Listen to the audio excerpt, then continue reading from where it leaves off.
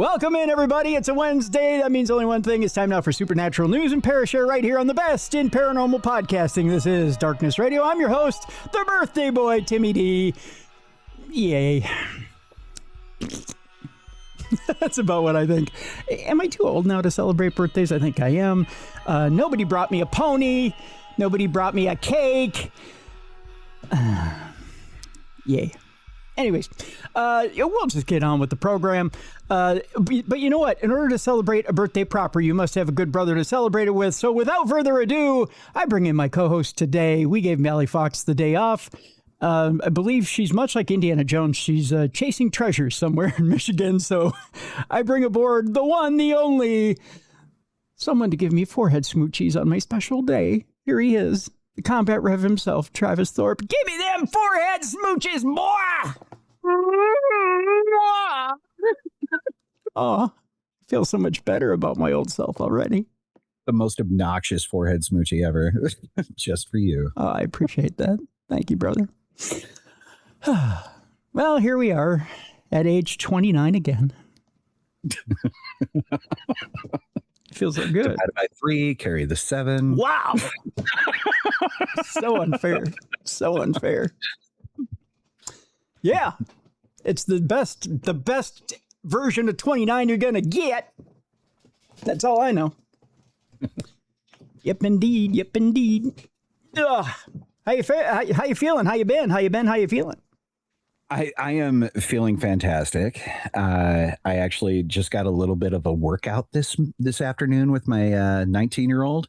I went and bought 4 different kettlebells because I decided out of nowhere that I was going to start exercising for the first time since the Army stopped paying me.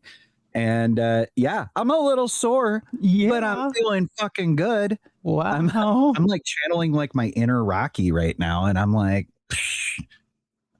there's a thing called goblin squats. They fucking hurt, bro. Goblin squats? Goblin squats, bro. Like, that sounds like something I do in the morning when I wake up. You grab the kettlebell by the fucking horns, you bring them right up to your fucking eyes, and you squat down. And then you got to stand back up. They're as evil as they sound. Goblin squats. Forgot how much I miss the F words when you're here. Oh, yeah. Easy, kids. You remember earmuffs when Uncle Combat Rev is here. Earmuffs. Sorry, the goddamn war. It was the goddamn war, wasn't it? Anyways, so yeah, no, goblin squats. You want to know the most strenuous thing I did today? I threw a peanut to a chipmunk. So, oh, yeah. Hey, it's your birthday. If you want to bust a nut on a squirrel, I didn't say I busted a nut on a squirrel. I said I threw a peanut to a chipmunk. Oh, yes. Oh, God. Whatever brings you joy, Tim. Jesus. Who would do that to a poor innocent little animal? I mean, I know there's plenty of serial killers that probably would, but not me. Oh, speaking of which, have you heard the rumor? What? They think there's a serial killer in the Twin Cities right now. Where? I'm not going out then. Yeah, no, seriously. Like in the last week, they have found, I think it was 5 bodies, all in a body of water, like day after day after day. Male or female? It's been a mix. Most of them have been female. They've all been different ages. There's been 1 or 2 males so far. No. But yeah, it's been like consecutive days where they're finding them in all over the water in the Twin Cities, specifically around Minneapolis more so. So the west side of the river. Oh, boy. Yeah. Oh, boy. That sounds like more of a Tuesday conversation for next week. Yeah, might be. I'll have to look into that. We do have a follow-up to yesterday's show as a part of our palate cleanser today. I'm crossing the streams. But I think you'll enjoy it. I mean, usually things that people say don't do, I enjoy. So, all right. Yeah. But yeah, we have a very interesting show today. So, yeah.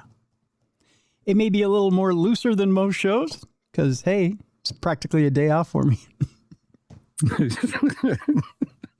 Hey, I don't judge. All right. No, it's not a very loose show. It's a good show. It's a legit show, folks. There's no reason to turn it off early or anything like that. Don't go thinking we didn't put together a legit show. We ain't no loosey-goosey paranormal news show or nothing. We've got the straight dope, as the kids say. Yeah, 6'7". Wow. Jesus, 6'7". Yeah. Or whatever the kids say. Whatever the kids say. Yeah. We got it here. As a matter of fact, let's jump into it right now. First story, metals recovered by Russia from alleged UFO appear to be, or not to be, from Earth, according to Mr. Coltart. Some metals from an alleged UFO recovered by Russia and Estonia were determined not to be of earthly origin. News Nation special correspondent Ross Coltart told News Nation Prime the discovery by Russian scientists showed the metals were not normal isotopic ratios that you would expect for similar metals that were found on this planet. Interesting. When was this found? Well, I'm about to tell you. The development follows Coltart's latest podcast, Secret Soviet UFO, which that's very specific. I mean, 1 week they don't have a finding. You are shit out of luck. I'll tell you that. You really are. You don't have a topic, you're done. Which details a story from the 1960s where a suburban couple was doing routine work on their home when a worker digging a well struck a hard metallic object. The reality is the Soviet Union had its fair share of anomalous events, and this is one of the most celebrated ones, Coltart said after visiting the site. It's been the subject of speculation in Estonia for many years, both before and after the fall of the Iron Curtain.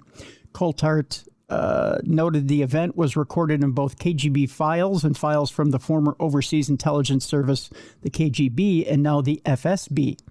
We also know from multiple witnesses who were on the ground at the time that there was a massive investigation where the Soviet military came in. The whole house garden was dug up. There was a tunnel dug to the object, whatever it was. And there were multiple reports of people, including a worker that tried to hit the object with a pickaxe. What if that were a gas line? I mean, it was the 1960s and it's Soviet Russia. They're probably wasted on vodka. Yeah. They wouldn't feel a thing. True. Yeah, but the minute that thing goes kablooey, it's over. Right? Yeah, they were built a little different then. Well, you never know what the UFO is built out of, and you're just swinging away with a pickaxe.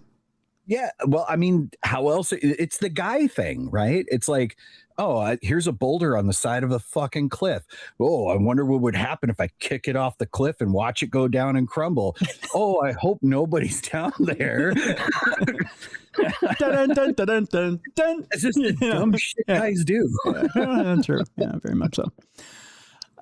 It says here he was hit in the chest by some kind of propulsive force when he went to swing at it with a pickaxe. See? Yep. Play fun games, win fun prizes. Apparently, Vlad never learned about force fields. Yeah. We don't know what that force was, Coltart went on to say, but as a result of that incident and weird anomalous things that happened in and around the house that were witnessed and recorded again by multiple witnesses, the entire tunnel system was closed up, and as best as we know, the object has never been recovered. The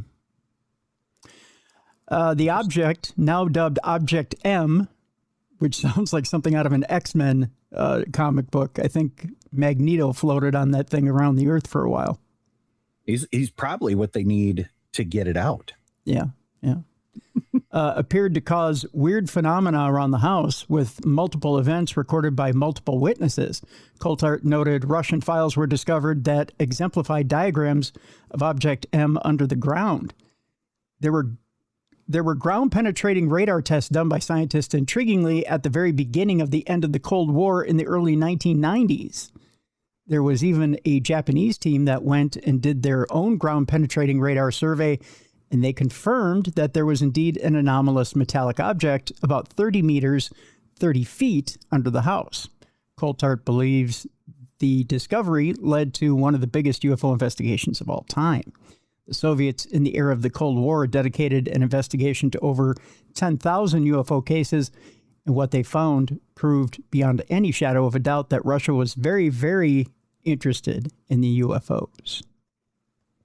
Wow. Yeah.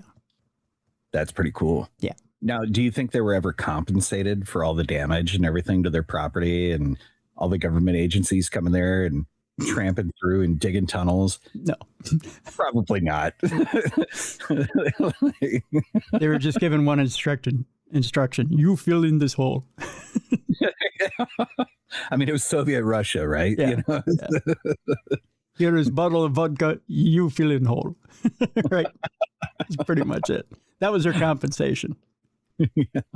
Your compensation, we don't kill you. Okay. Get to work or else. Right. The premier thanks you. Yikes. Yeah, but interesting little story that came up on News Nation this last week. Yeah. The other one that's out there that's a little bit interesting, and I say little bit in lieu of this fifth release of disclosure files, if you want to call them that. A UFO whistleblower claims that the U.S. government is hiding 4 types of alien bodies. So it's kind of like going into a pizza place and finding out they only have 4 types of meats.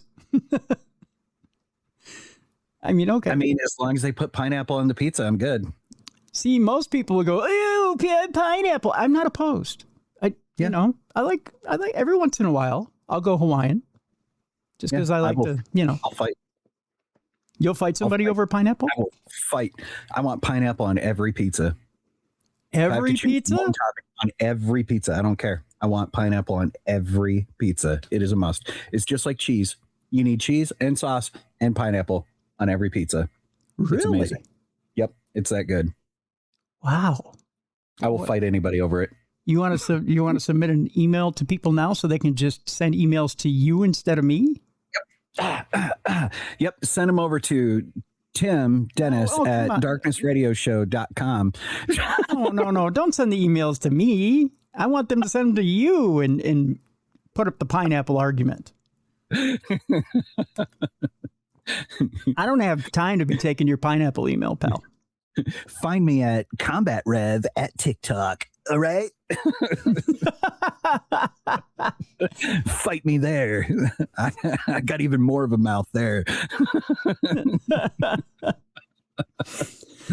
Anywho, I'm sorry I started the pizza talk, people. I'm sorry. A UFO, trying to think about what I'm going to have for dinner tonight. I'm trying to save my meat appetite for Jelly Bean and Julia's on Friday. Yeah. Okay. Yeah. Smoked prime rib on Friday, definitely. Usually after a little bit of abstinence, I just go straight for Five Guys. I bet you do. That's what you got to save all the forehead smoochies for. But I'm talking about dinner here. So what I'm talking about is what I'm going to have for dinner here, Rev. I'm talking about, do I do the deep dish from Giordano's? What do I do tonight? Yeah, deep dish. That sounds great. Yeah. Yeah, Okay. I mean, Great. Bro, it's your fucking birthday, man. Whatever you want. Who cares? It's a special occasion. I want to do something I don't normally do. Okay, so club a baby seal. Oh God, and then no! Baby seal meat in your lasagna and mix that up and put a little bit more in pizza. Oh, no. Again, send all of your hate mail to Tim Dennis. No, I didn't want to field that email either.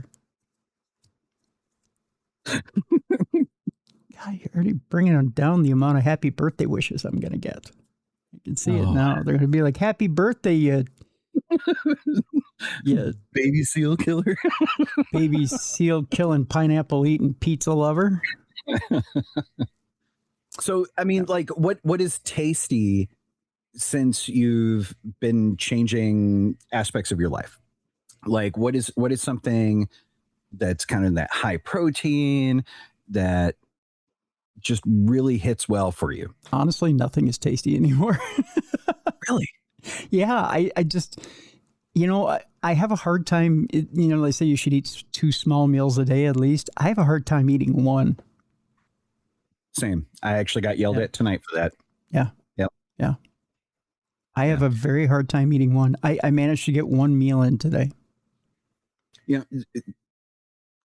My wife made a pot pie meal today, and it was in the dish, and it was all turkey meat in the pot pie, and it was decent, and you needed a little salt, but other than that, it was great. I had a cheesy stuffed meatloaf with potatoes and carrots. That actually sounds good. Oh, it was excellent. It was amazing. Yeah. But that's that's going to do me for the day. I'm done now. I'm satisfied. I don't need to eat anything else. I don't know. I just can't. I can't eat any more than that. So why not? Okay, so if food isn't going to hit it for you, then just do something fun. Do something that you'd want to do, something exciting. Yeah, I have a behavioral clause with the contract with the network, so I can't really do all that. I mean, that's a joke. They don't have to know what Mama San is doing in the massage parlor, okay? I guess I'll figure it out. Maybe I'll go see Spider-Man. I haven't seen that yet. That's what she's got. Or I'll go play Spider-Man with Mama San. Who knows? There's ectoplasm everywhere. I don't know. I'm just on a ghost hunt, baby. I don't know what's going on. Not in the face. Not in the face. Anyway. Okay, let's get back to the stories. So this UFO whistleblower claims that the U.S. government is hiding 4 types of alien bodies. Count them 1, 2, 3, 4. The whistleblower is begging Donald Trump for immunity so he can expose evidence of 4 alien species allegedly kept in secret U.S. military institutes. I hear they're being kept in Tupperware. So just to keep them fresh. I mean, that sounds legit. I mean, it does, right? I mean, otherwise, how do you know that they're still there? I mean, they may have decomposed to nothing. I mean, these things landed decades ago, didn't they? Probably stink to high heaven. Or are they still landing? Dr. Eric Davis claims the U.S. government is hiding evidence of 4 different types of alien, which, by the way, sound a little tasty in the morning, I tell you. Get that alien meat in, and then you're off for the day. Yeah, you draw the line at baby seal, but you'll eat alien meat. Okay.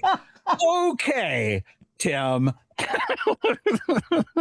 I just want them to fear me when they land so I can live in peace. He said, I won't eat a baby seal, but I'll eat a bug-eyed mantis guy. Baby seals are so cute. Come on. Yeah, which means they're delicious. No, come on, no. Talking to the guy who loves up on baby chipmunks. Come on. Yeah, they're probably tasty too. No, come on, no. Oh, not my baby chipmunks.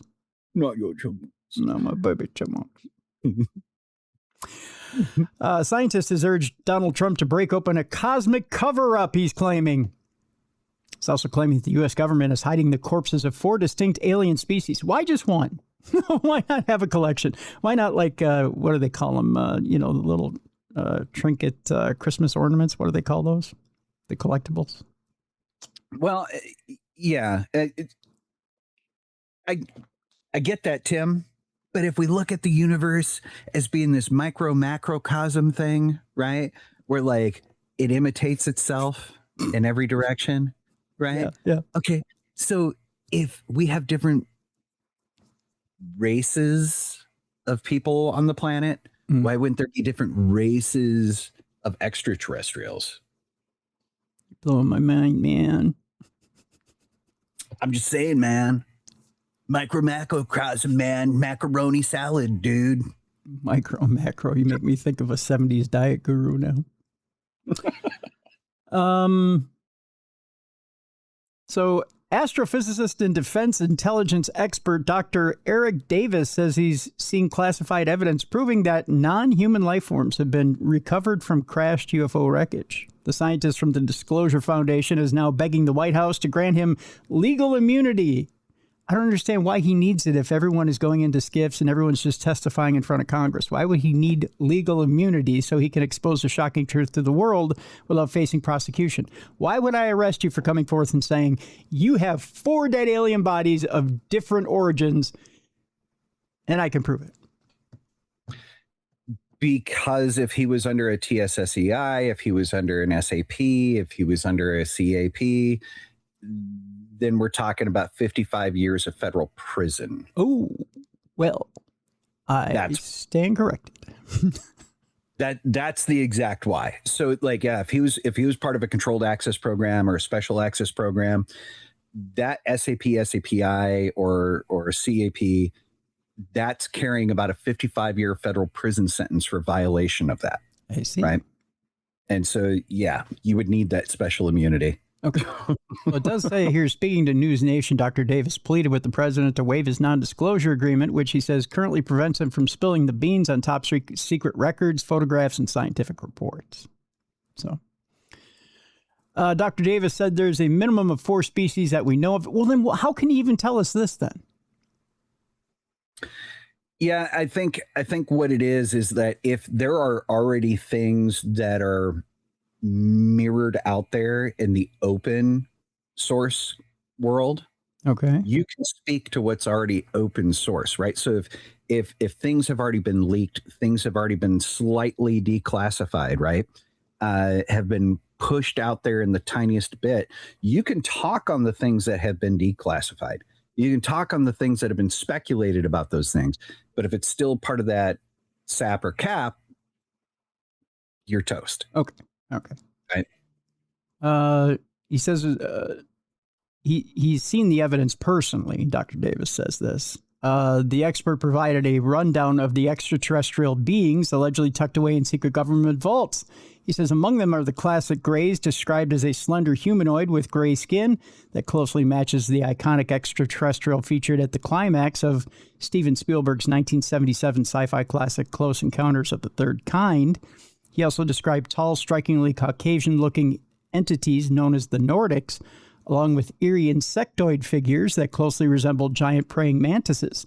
Finally, he detailed a 4th species known as reptilians, which feature distinct lizard-like body structures.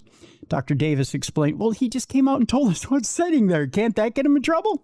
That's already out there, open source. Okay, it's Fox News was running that same information like 3 weeks ago. Okay. Dr. Davis explained that witnesses often experience ontological shock when confronted with the otherworldly entities, using familiar animal features to make sense of what they're seeing. He said they try to overlay what their imagination helps them understand what it is they're seeing, so that's so strange and otherworldly. The defense scientist, who says he's previously worked on the U.S. government's secret advanced aerospace weapons system applications program, admitted that tracking down where the bodies are kept was a tough nut to crack. However, he dropped a hint about who the alien corpses were spirited away by. Dr. Davis said we did have a hint of where those bodies went to when they were recovered. That institute got split up into 2 or 3 components and relocated to different military medical institutes by the first Obama administration.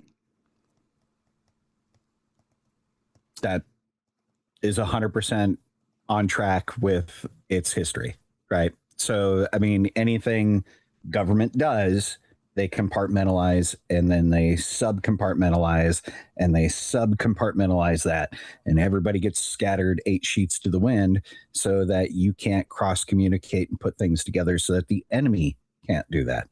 Okay. With the Trump administration reportedly planning a framework for UAP whistleblowers to come forward, Dr. Davis is pushing for his gag order to be scrapped immediately. So there you go. He does say that, or he does insist that releasing high-level proof of recovered alien craft and bodies would not put American national security at risk. Addressing the president directly, Dr. Davis said, with your signature, you could waive the NDA to protect UAP whistleblowers like myself. I respectfully request that you take swift and decisive action, as the nature of UAP should not be kept deeply classified. Can you think of even one or two reasons why it's still classified? Just the idea of these alien bodies themselves.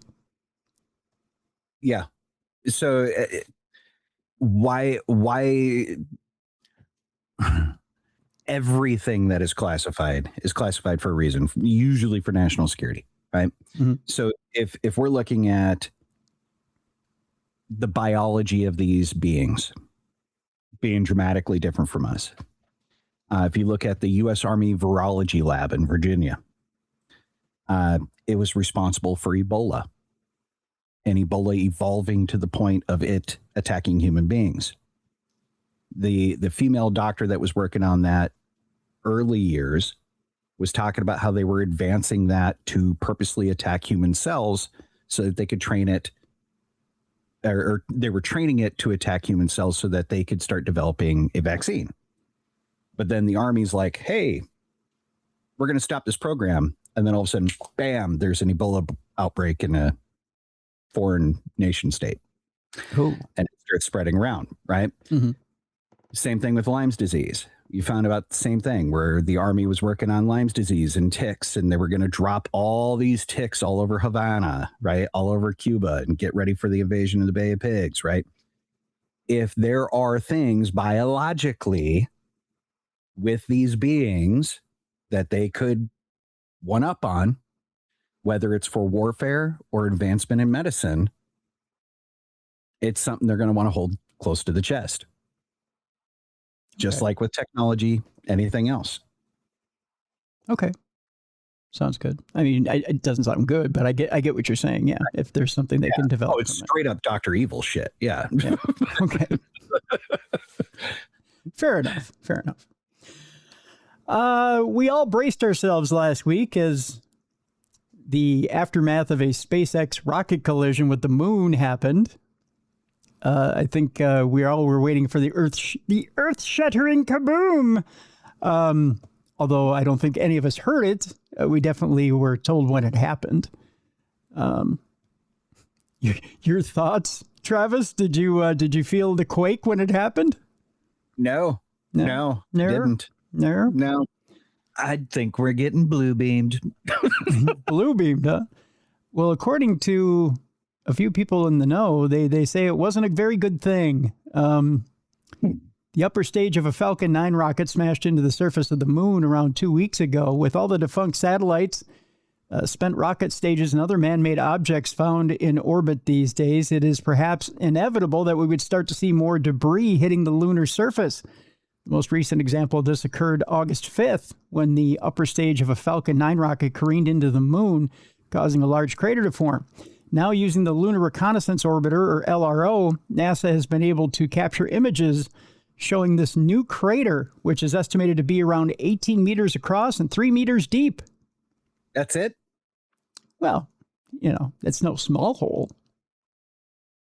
That's nothing. The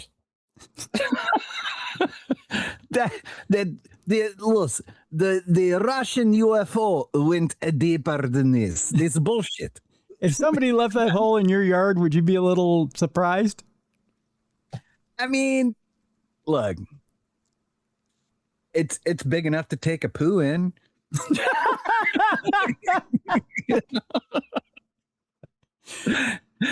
I would hope so. But I mean, like, it's not earth shattering. It's not like, oh my God, this is so catastrophic. Like, if this hit the city, it would have destroyed the whole city. Like, it would have taken out like a quick trip. It would have taken out a quick trip. Let me tell you how fast this was traveling, my friend. When it struck, the discarded rocket stage had been traveling at 5,400 miles per hour and hit with the equivalent force of 3 tons of dynamite. Yeah, that would have taken out a quick trip. It's about the same speed I travel when somebody threatens me with child support.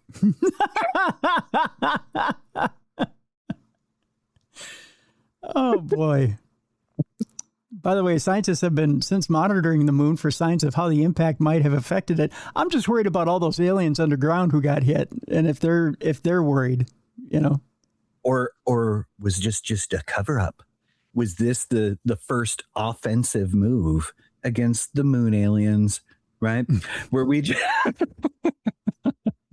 is Daddy Musk just keeping us safe by launching his space junk at it? It's a whole phallic attack. Take that, lunar man. Take my space junk in your maw. And then we found out it really isn't made of cheese. That's right. The incident emphasizes that even the lunar surface can't escape the consequences of our orbital activities, and this impact will by no means be the last. It could happen again. Multi-billion-dollar idea, multi-trillion-dollar idea. Ready? We're going to copyright this because we just said it on your show. Okay. Tim, you have to be the CEO of this. I'll be your VP. Sounds okay. good. I'm going to let you run with this. Okay. What we're going to do is we're going to start up an NGO, and this NGO is going to be clean up our orbit into the sun, and we're just going to obliterate everything into the sun and clean up our orbit to be better stewards of our moon. So rather than clean up our orbit, which sounds kind of greeny and woke, not that I have anything against that. Yeah. I want to make it catchy so everybody will be on board. I want both sides of the aisle to be on board. How about 1-800 Space-Junk? Huh? 1-800 Space-Junk. Yeah, I love it. Yeah. I love it. Yeah. We'll put on little uniforms. We'll go out with a space hauler and go get it. Yeah. Yeah. Just call 1-800 Space-Junk. Do you got satellites just taking up space in your garage? Yeah. Do you got call 1-800 Space-Junk. We got college kids that will come over and pick it up. You got spent rockets about to hit the moon? Call 1-800 Space-Junk. We'll throw that shit into the sun. Yeah, we'll just apply for trillions for the NGO. Yeah. And we'll just milk it. We'll take care of it for at least 18 years while we're building it. Yeah. By that time, we'll be retired and we'll pass it off to somebody else to take the blame. Yeah. Well, we got to do what we got to do. Yeah. I like the idea, my friend. I think we're onto something. Or we're on something, one or the other. Meanwhile, after the rocket hit the moon, guess what it did? Did it exploded? It bled all over the place. Want to know how I know? How? Because I'm looking at a story right now that says blood moon approaches. I'm clutching my pearls. It's hemorrhaging. Our moon is hemorrhaging. If Elon Musk didn't launch his space junk into our moon, it wouldn't be bleeding profusely right now. Tim, that's very insensitive of you. It happens every month. It goes through these cycles. So it just needs a napkin? Yes. Oh. It's natural for it to bleed, Tim. So we just need to make a manufacturer that'll make moon napkins? It's how it cleans out the space junk. Oh, I didn't know this. There's so much I need to learn about astrology. Yeah, well, that's your fault. It's not your fault. Saturn is inside of Gatorade right now, so it's just nuts and everything. That's what it is. People are just throwing stuff at their listening device right now. So bad. It's so fun. Fuck you, Combat Rev. A blood red moon over the U.S. sparks Armageddon fears. I love how when the moon turns red, people think we're dying. It's kind of fun. It's a fun little game people like to play. As biblical prophecy appears to unfold. For some reason, every time we have a red moon, people go, oh, the end is near. It's a sign of the times. A partial lunar eclipse will turn the moon a copper red color, creating an eerie blood moon visible across all 48 lower states. The celestial event, which is slated for tomorrow evening and into Friday, occurs when the sun, earth, and moon line up imperfectly. Only a part of the moon moves into the earth's dark inner shadow called the umbra. Although the event will not be a total lunar eclipse, approximately 96% of the moon will pass into Earth's umbra, which is the darkest part of its shadow. Meteorologists say that that should be enough to give much of the lunar surface the reddish hue. The partial lunar eclipse will begin at 10:34 p.m. Eastern Time. That's 9:34 Central on Thursday. It will peak at 12:12 a.m. Eastern Time on Friday before ending at 1:51 a.m. Eastern. While scientists emphasize the natural beauty of the phenomena, the blood moon has also sparked apocalyptic speculation online. Some social media users suggest it could be the one mentioned in the Bible. Because all these foreign wars are happening at the same time, and they're involving all the special peoples.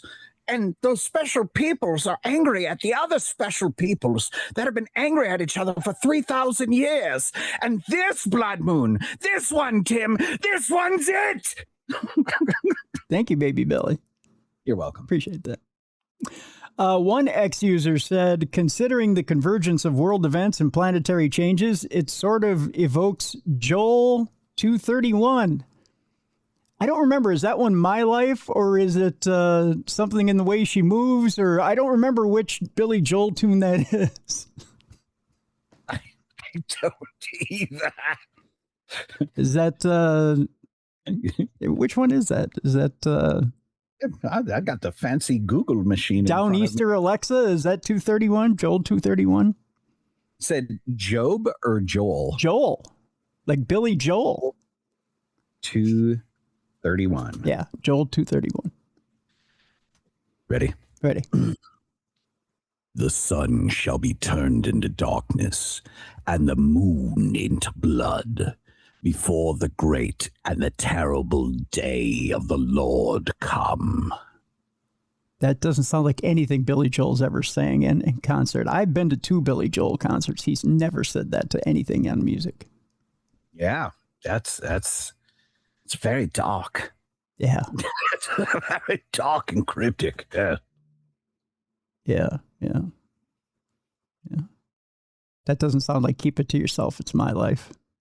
Yeah. So what the verse means, the signs, the sun goes dark and the moon looks like blood.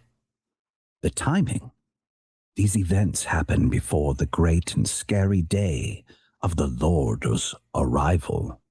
The context, this is an Old Testament prophecy about a time of major judgment and change. Oh, good. Well, Yes. I told you my birthday was special. You guys didn't believe me. Happy birthday to you. Happy birthday to you. Happy birthday, El Presidente. Happy birthday to you. Told you had to do that with a cigar somewhere. I had the cigar handy. All I had was this handy puppet.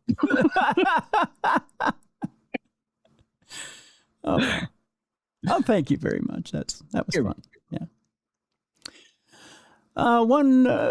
Here we go. The referenced verse, you just read it there. Joel 231 symbolizes, as you said, cosmic disturbances and divine judgment, and is often interpreted as signaling a time of impending danger for the wicked and salvation for the faithful. So, yeah, I don't know where I'm going now. Oh, judgment for me. 100%. I'm over here talking about clubbing baby seals the day before the fucking blood moon. Ah! Yeah, you're not in a good place right now. Yeah. All right. I'll just sell indulgences. Yeah. So, there's that. So get your shit together, people.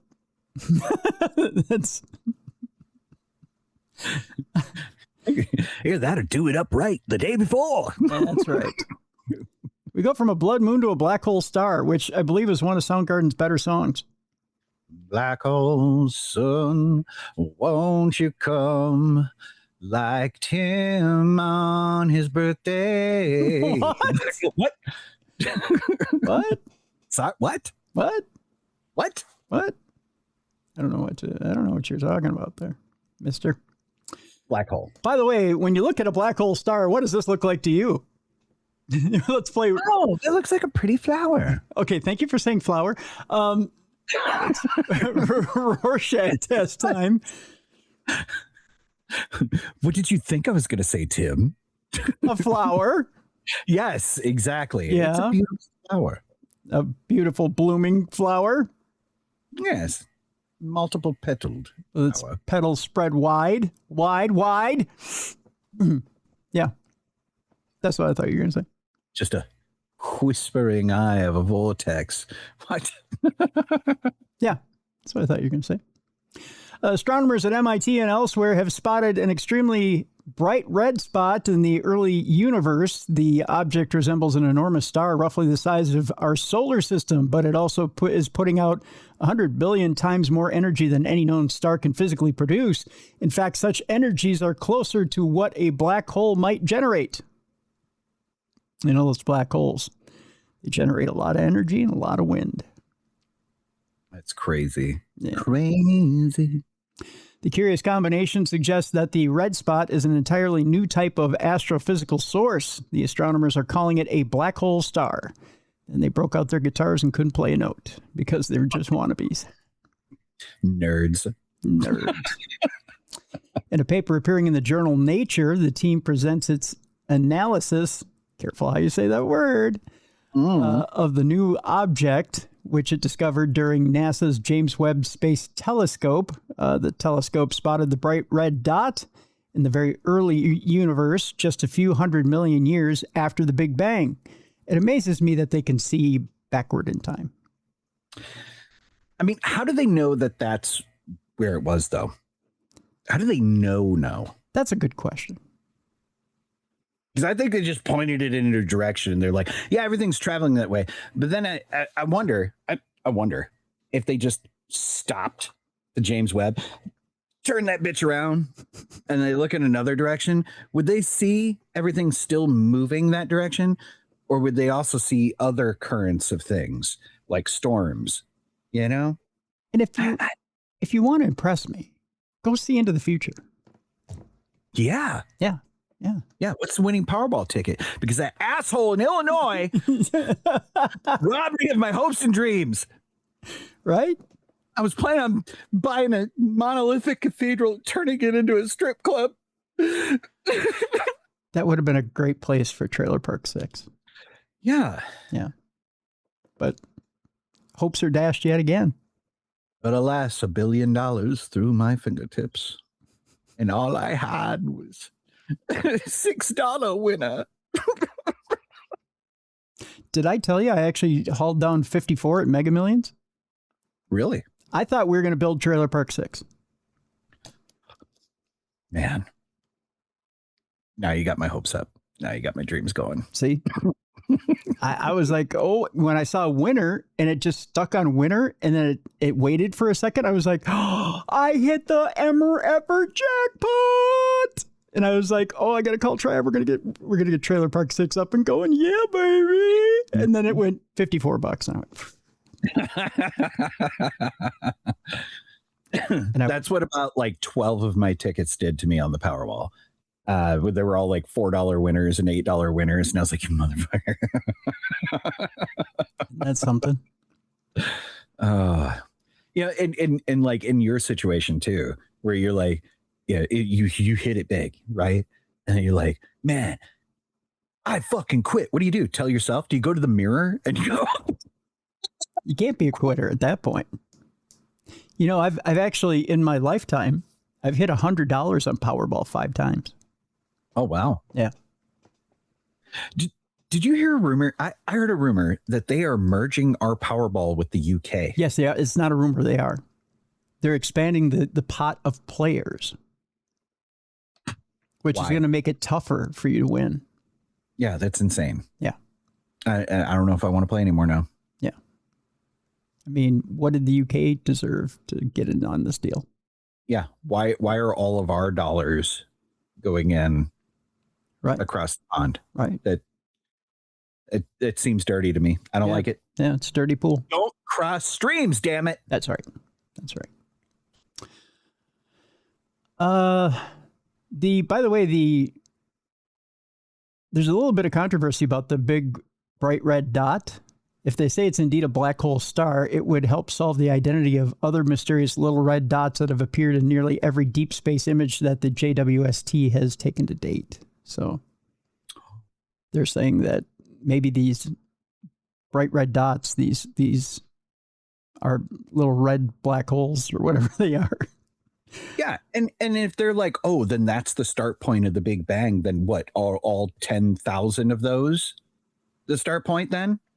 What's going on now, James Webb? Well, I think you're going a little far with it. I don't think they're all start points for galaxies, but they're saying when we see something very red in the universe, we often assume that it is surrounded by dust like soot or ash.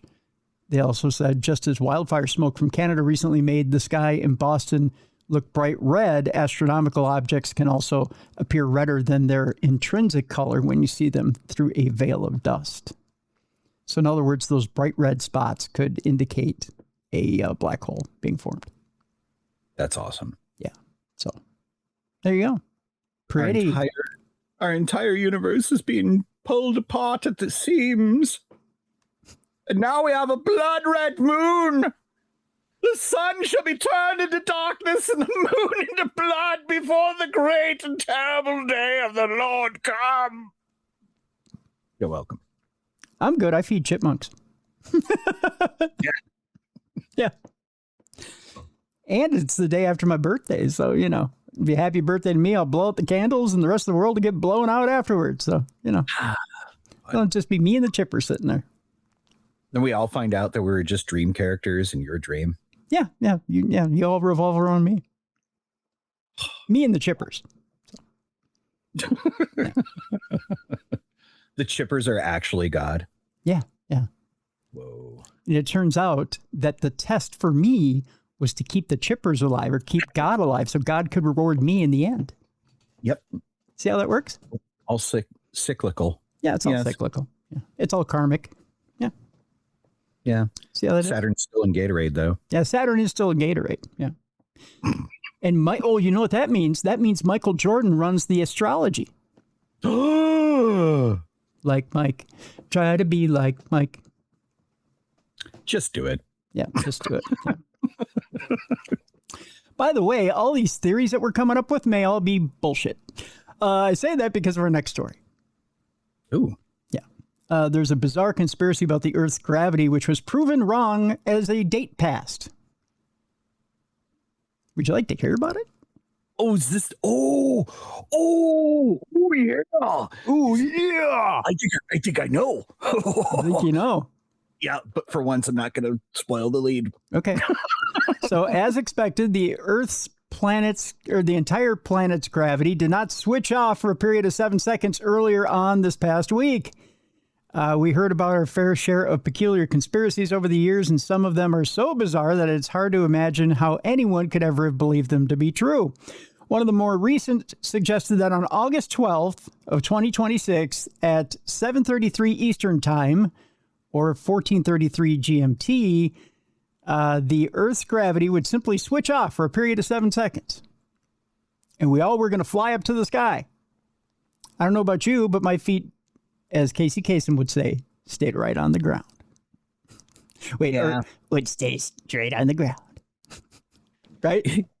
You know, I didn't even notice. I was too busy handling kids and playing Xbox, making dinner and doing TikTok and whatever. Yeah. I mean, maybe we all were weightless and I was just so trapped in the trappings of life that I didn't even pay attention. Yeah. Well, I'm telling you, nothing happened. Yeah. With that, the basis for this bizarre claim was an alleged leaked NASA document about something called Project Anchor, a document that doesn't actually seem to exist anywhere online. Go look for it. I'll wait. See if you can find it. Oh, let's see. All right. Google machine. Project Anchor. You just put Project Anchor in and look for the document. Yeah, look for the Project Anchor /documents. Tell me if you can find the official document. Anchoring a lander on an asteroid using foam stabilization from NASA.gov. But that's for anchoring something on an asteroid. It has nothing to do with the idea actually caused a great deal of concern earlier this year, in particular regarding the potential consequences of everything and everyone floating freely and then falling back down to from space. Some had even suggested that 40 million people could die from falling injuries, particularly some old people that might have celebrated a birthday recently. I'm talking about my mom. She turned 81 in the beginning of August. Oh, wow. Yeah, she would have been hurt in that deal. Me, I'm 29. I'd be fine. I'd just get right back up. I have the insides of an 81-year-old. I would have probably been hurt. A spokesperson told Snopes at the time the Earth will not lose gravity on August 12th, 2026. Earth's gravity or total gravitational force is determined by its mass. So unless we get a whole lot skinnier real quick, unless you put some Manjaro right in the ass of the Earth, we aren't going anywhere. Yeah. Yep, you keep going. I just stumbled onto 9 pages of NSA documents about extraterrestrial communication. I'm going to forward that to you. Oh, yeah? Okay. All right. As things stand, August 12th has come and gone, and there has been absolutely no sign of any gravitational anomalies. Nobody floated into the air. Nobody died from any anomalous falling injuries. Suffice to say, this is one conspiracy that has been well and truly debunked. And finally, in this half hour, NASA has figured out a way to turn waste plastic into edible food. So get ready. I think this is my birthday dinner. Num num. Edible plastic, waste plastic. Why not? What if it were possible to turn old plastic waste into something you can eat? No. Incredibly, NASA seems to have found this out. For years, scientists have struggled to find ways to effectively dispose of waste plastics, which are notoriously difficult to decompose in an environmentally friendly way. Now, though, NASA has come up with a novel new method that involves using yeast to do something that might sound impossible: turn plastic into edible foodstuffs. No. Yeah, I know, right? The last 6 years is every fucking Lululemon chick walking around going, I only drink out of this because it doesn't have microplastics. Right. Like, the fuck? And now we're like, oh, I only eat food that used to be plastic. Like, what the fuck are we doing here? Right.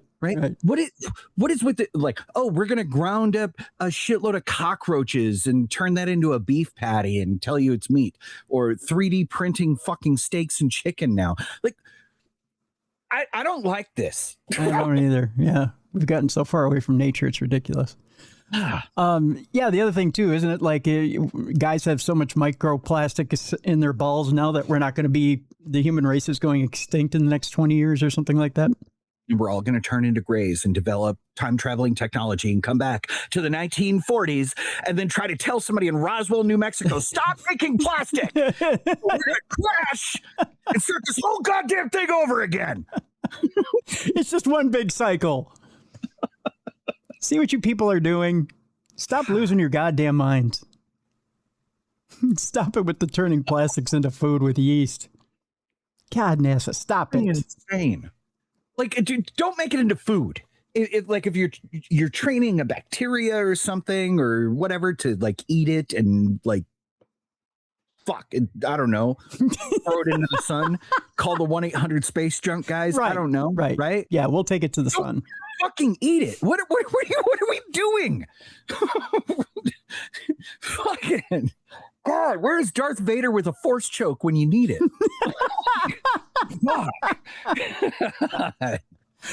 The research, which had aimed to find ways to recycle waste materials during long-haul space missions, may have considerable benefits here on Earth, too, it says. No, it doesn't. It doesn't. The method works out by using special yeast to turn plastics into a kind of slurry. Yum! That can be made into everything from biscuits to food flavorings. Ooh. Hey, combat rib, you want some of that damn there plastic slurry biscuits? Yeah. If you could just drizzle a little bit of that slur.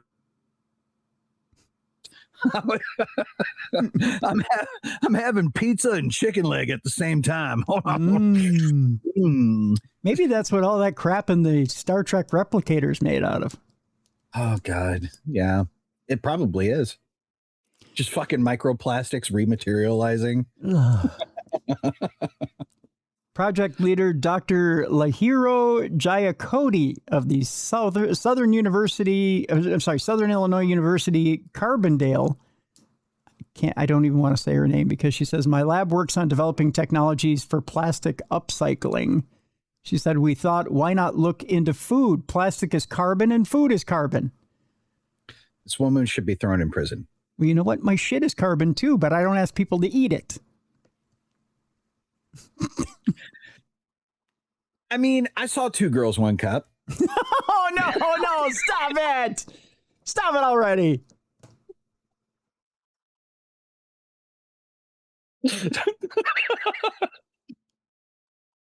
No, Rev, no.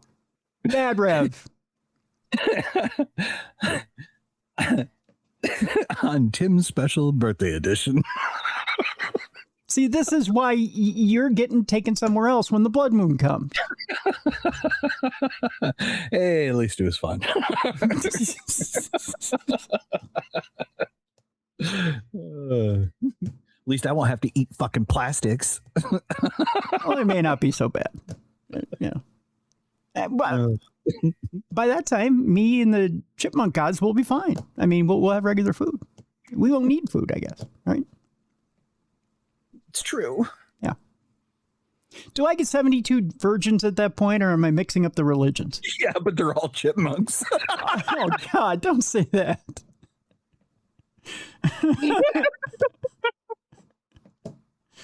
You're just giving me less and less hope here. Clearly, the ability to turn plastic into food would prove considerably useful on a space mission. Well, then I'm never going to space. But it could also offer a way to create food on Earth in environments where it might otherwise be scarce. The question is, would people actually want to eat plastic-derived biscuits? No! No. Just straight up no. No! Just serve me school lunch pizzas. Yeah, school lunch pizzas. I think I'll be fine. Actually, there's a guy on TikTok that makes school lunch pizza. He shows you how to do it. Oh, what's his handle? I'll send it to you. I'll send it to you because I followed the guy. Please. He shows you how to make all these different recipes. He's got this southern accent, and he's like, "You're telling me that after 40 years?" It's kind of funny to watch, but he's like, and then he's always, and he's falling over after every recipe he makes. I don't know if they just sprinkled cocaine in those things or what, but they were like the most delicious thing on the planet. Like, I don't know why. I could never get enough school lunch pizza. Well, my friend, you'll be eating it here. Good. I'm going to need to triple my Zepbound. I don't know why today devolved into the pizza edition but it did. I don't know. Yeah. That happens. All right. Well, with that, we got to take our break. And when we come back, this seems to be the story you all are sending me this week.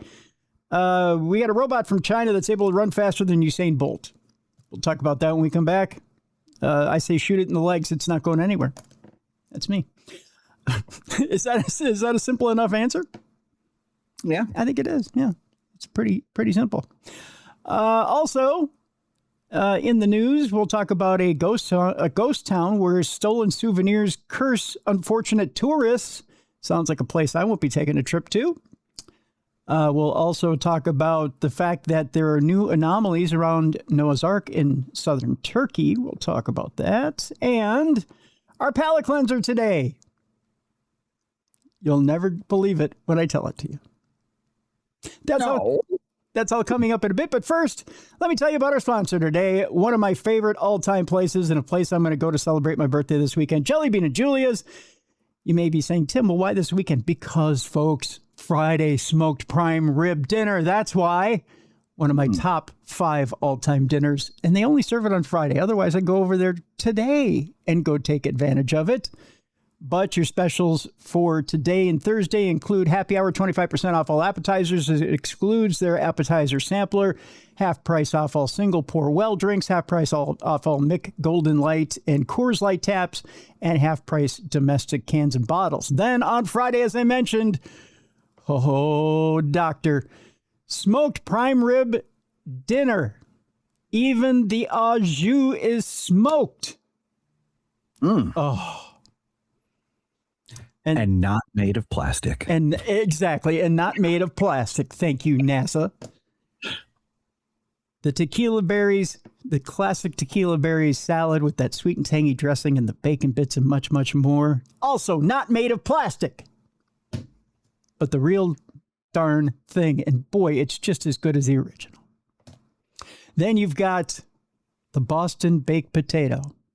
I get mine loaded with the sour cream, the cheese, and the bacon bits. And my cardiologist calls me every Friday night to see if I'll get it without.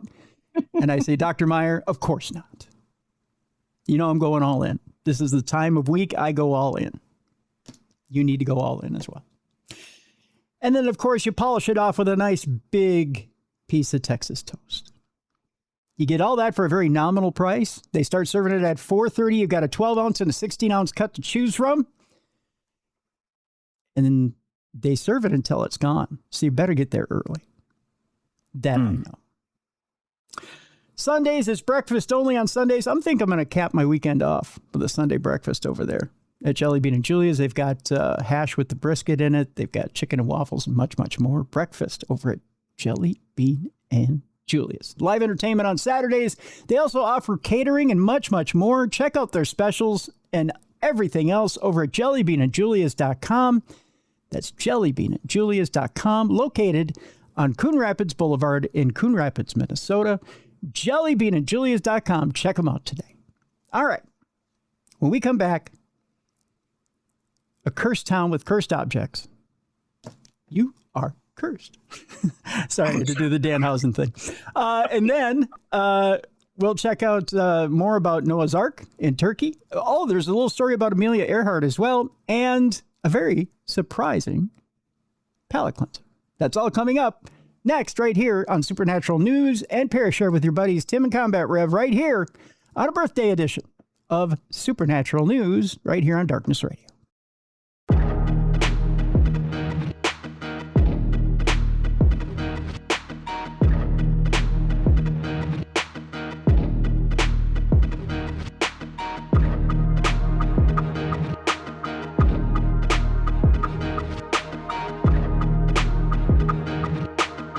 Welcome back to the best in paranormal podcasting. This is Darkness Radio on a Supernatural News Wednesday. Tim Dennison, the Combat Rev, Travis Thorpe with you. Might as well just rip the Band-Aid off, my friend. It's time now for AI News. Let's get it started with the first story that was sent to us this week, and this story has been a popular one. It's been sent to me by a few people, so thank you guys for sending your stories. By the way, if you have a story for us, either for Supernatural News or for Dumb Crime Stupid Criminals on Tuesday, you can send it to Tim at darknessradio.com. Would you believe, Rev, that a robot could not only outrun most humans, but could outrun our fastest human on Earth? Yeah, I've seen Terminator. It's a movie. No, I'm talking like an actual robot, like Yeah, I mean, like, that's always the fear, right? And of course, they're going to try to make everything to be better than us. And then eventually, when our AI overlords put themselves in those bodies that they've been encouraging us to make, I want to be on the good side.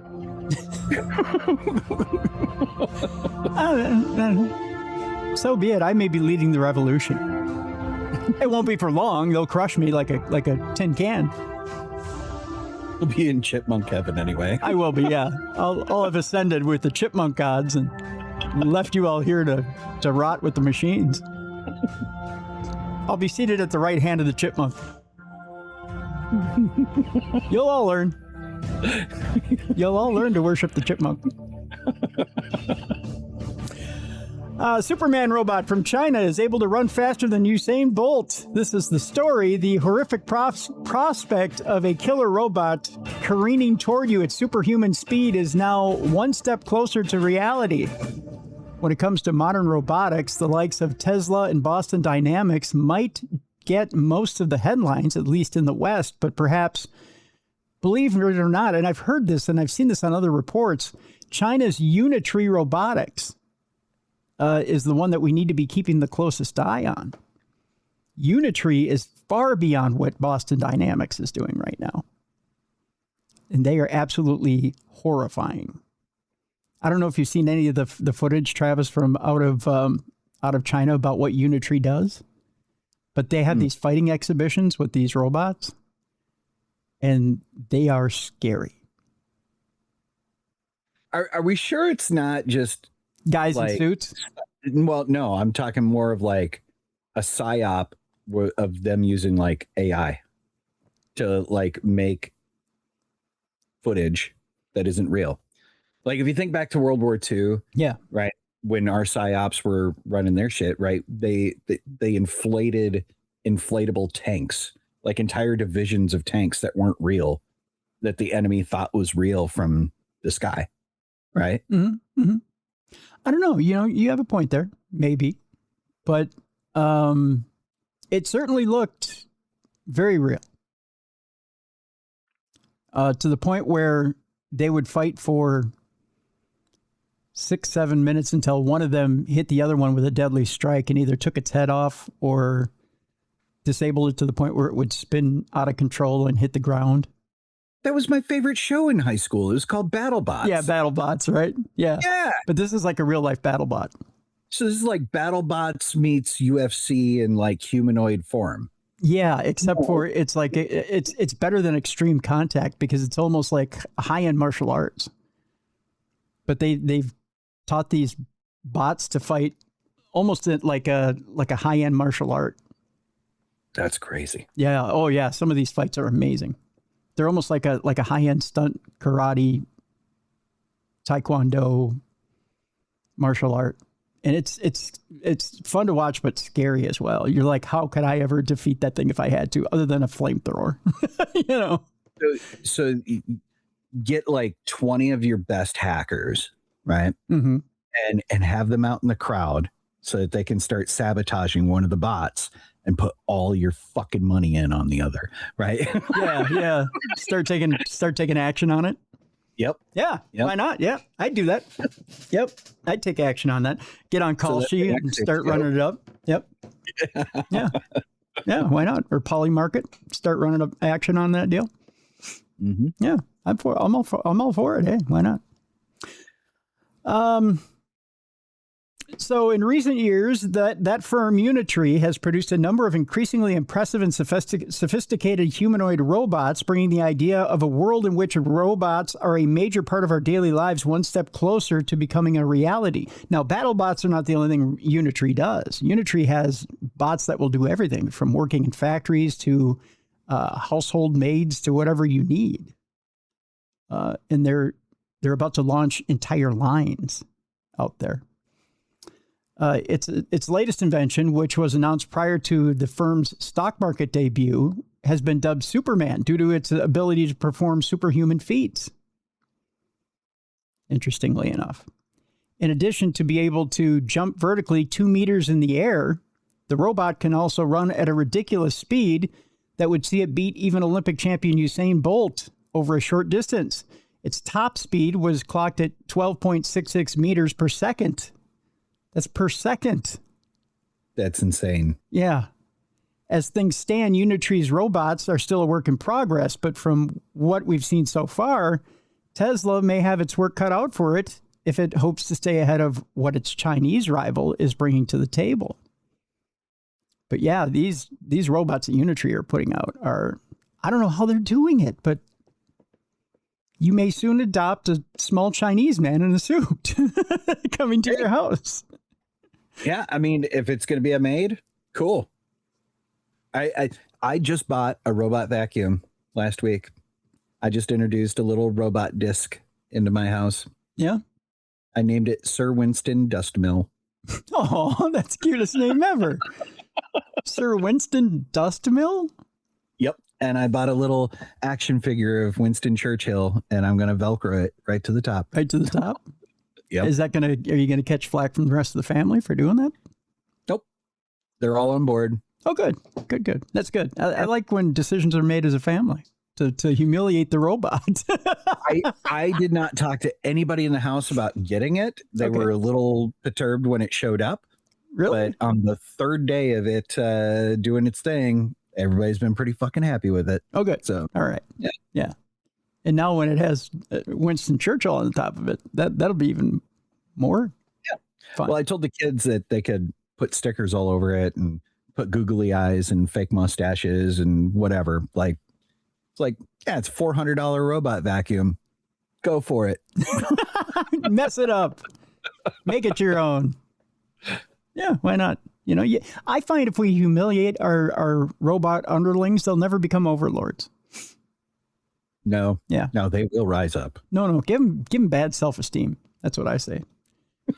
Treat them like a prostitute. That's what I say. Those robots become their human pimps. I can't go wrong in any way.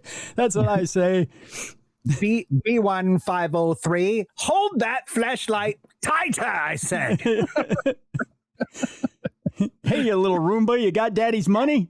That's what I say. Oh, my. Yeah. Now go suck up all that filth. Yeah. Go do it now. When you're done, mop. Take out the garbage. Fold my laundry. I ain't got time for this. I'm too busy watching Cops. And when it goes, but daddy, it's too much, I start putting baby powder in my hand. Oh, you going to talk back to me, huh? Let's see how you feel when I leave you off your charger tonight. You think you ain't got energy now? You just wait till the morning. Yep. I'm going to have to start loading up on gallium for when the fucking robot heartbeats start. You ever seen that stuff? Gallium? No. Oh, bro. Okay. It fits for this mode. Okay. So we're all in the robot talk and stuff right now. Yeah. Gallium is a really cool liquid substance that when it comes into contact with metal, it instantly starts tearing apart all the molecules of it, and it turns it to fucking powder and dust and brittle, right? So like you can put it on a padlock, right? Yeah. And in like less than a minute, you can just lightly touch the padlock and it turns to dust, right? Whoa. I've seen them take it to scooters, like a pedal scooter that you'd hold on to, and put one tiny drop on it, and in 10 minutes the entire thing is brittle and you can just tap it and it shatters. Yeah. So if you maybe got some paintballs and filled them with gallium and then started paintball galliuming all these fucking robots and drones, I'm sure you wouldn't have much of a fucking problem. No, not at all. Yeah, 6767. 67 is a kid. All right. Well, I think that's how we win the war. Yep. Rev has all the answers. Yeah, you do. Yeah, you do. All right. Meanwhile, UK police revealed the most bizarre calls to their non-emergency number. It's caused them, by the way, with this influx of accidental or nonsensical calls, it's prompted authorities to start using AI to screen them. No. Yep. No. More police departments are now going to AI to screen some of these calls because it's taking up too much of their time for serious emergency calls. In the UK, there are around 20 million calls a year to the police's non-emergency number 101, which is designated to deal with less urgent problems so that the main emergency number 999 doesn't get inundated.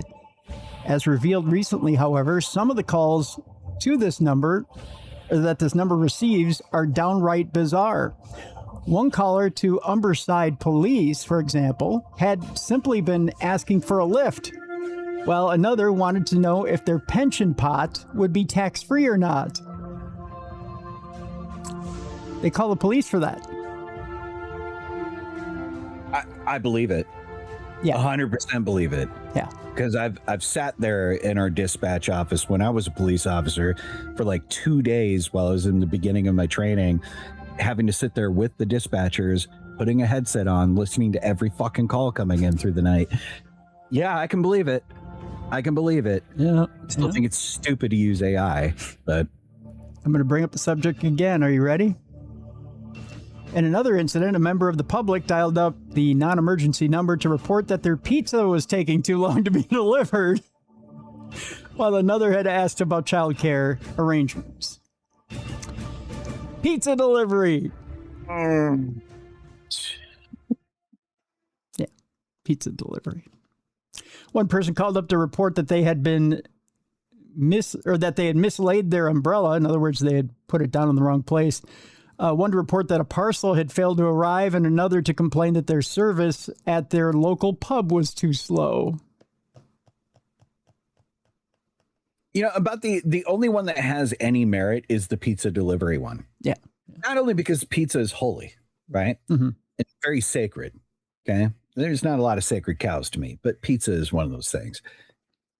But number two, what if they're just concerned about the safety of the delivery driver? Did I ever tell you about the night I was working at Coast to Coast AM?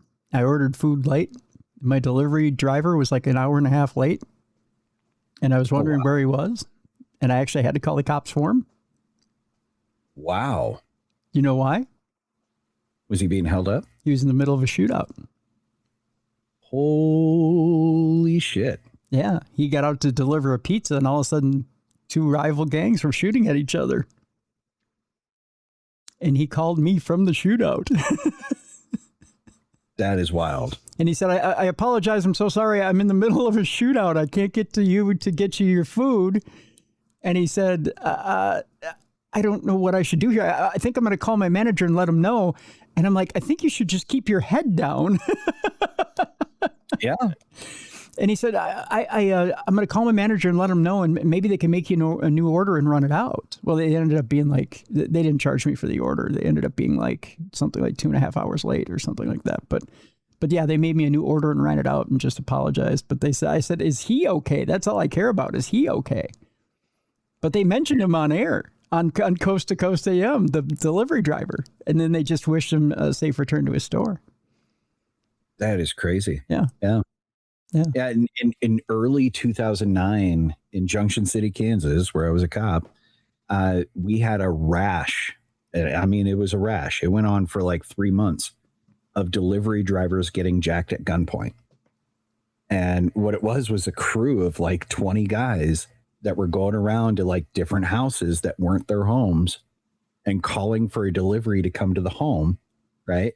And as soon as that delivery driver would come up to the doorsteps, they would come out of the bushes with a gun and jump them right there at the door. And that went on for months. Mm. It and rightfully so, they would call us and say, hey, we got a delivery. Are you guys available in the area to just kind of like drive by and make sure we're okay? Yeah. It's like, we can't do that all night when the city's blowing up, but like every free moment we had. Sure. Yeah. Yeah. Yeah. just to make sure they're okay, because you never know. They might be the next target. Yeah. You might have a warm lead.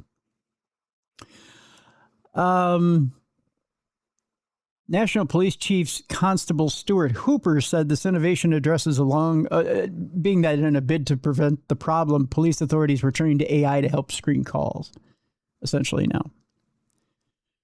He said the innovation addresses a longstanding challenge in public contact by using AI to triage and redirect non-police calls. He says it'll help forces manage demand more effectively, freeing up call handlers to focus on those who genuinely need police support. But it also throws you into a phone tree, which is just aggravating. It's not okay. It's not okay. It's like, I stand on business 10 toes on this. It's not okay. There are moments where people are in crisis moments, that they're having to talk in code, right? Mm-hmm. Where like seasoned dispatchers will understand this, right? Where like, it's like 911, what's your emergency? You hear, hi, grandma, I'm on my way over to my mom's house right now. Are you okay? Is everything okay? No, I'm not on my way over to Jessica's. I'm on my way over to my house right now.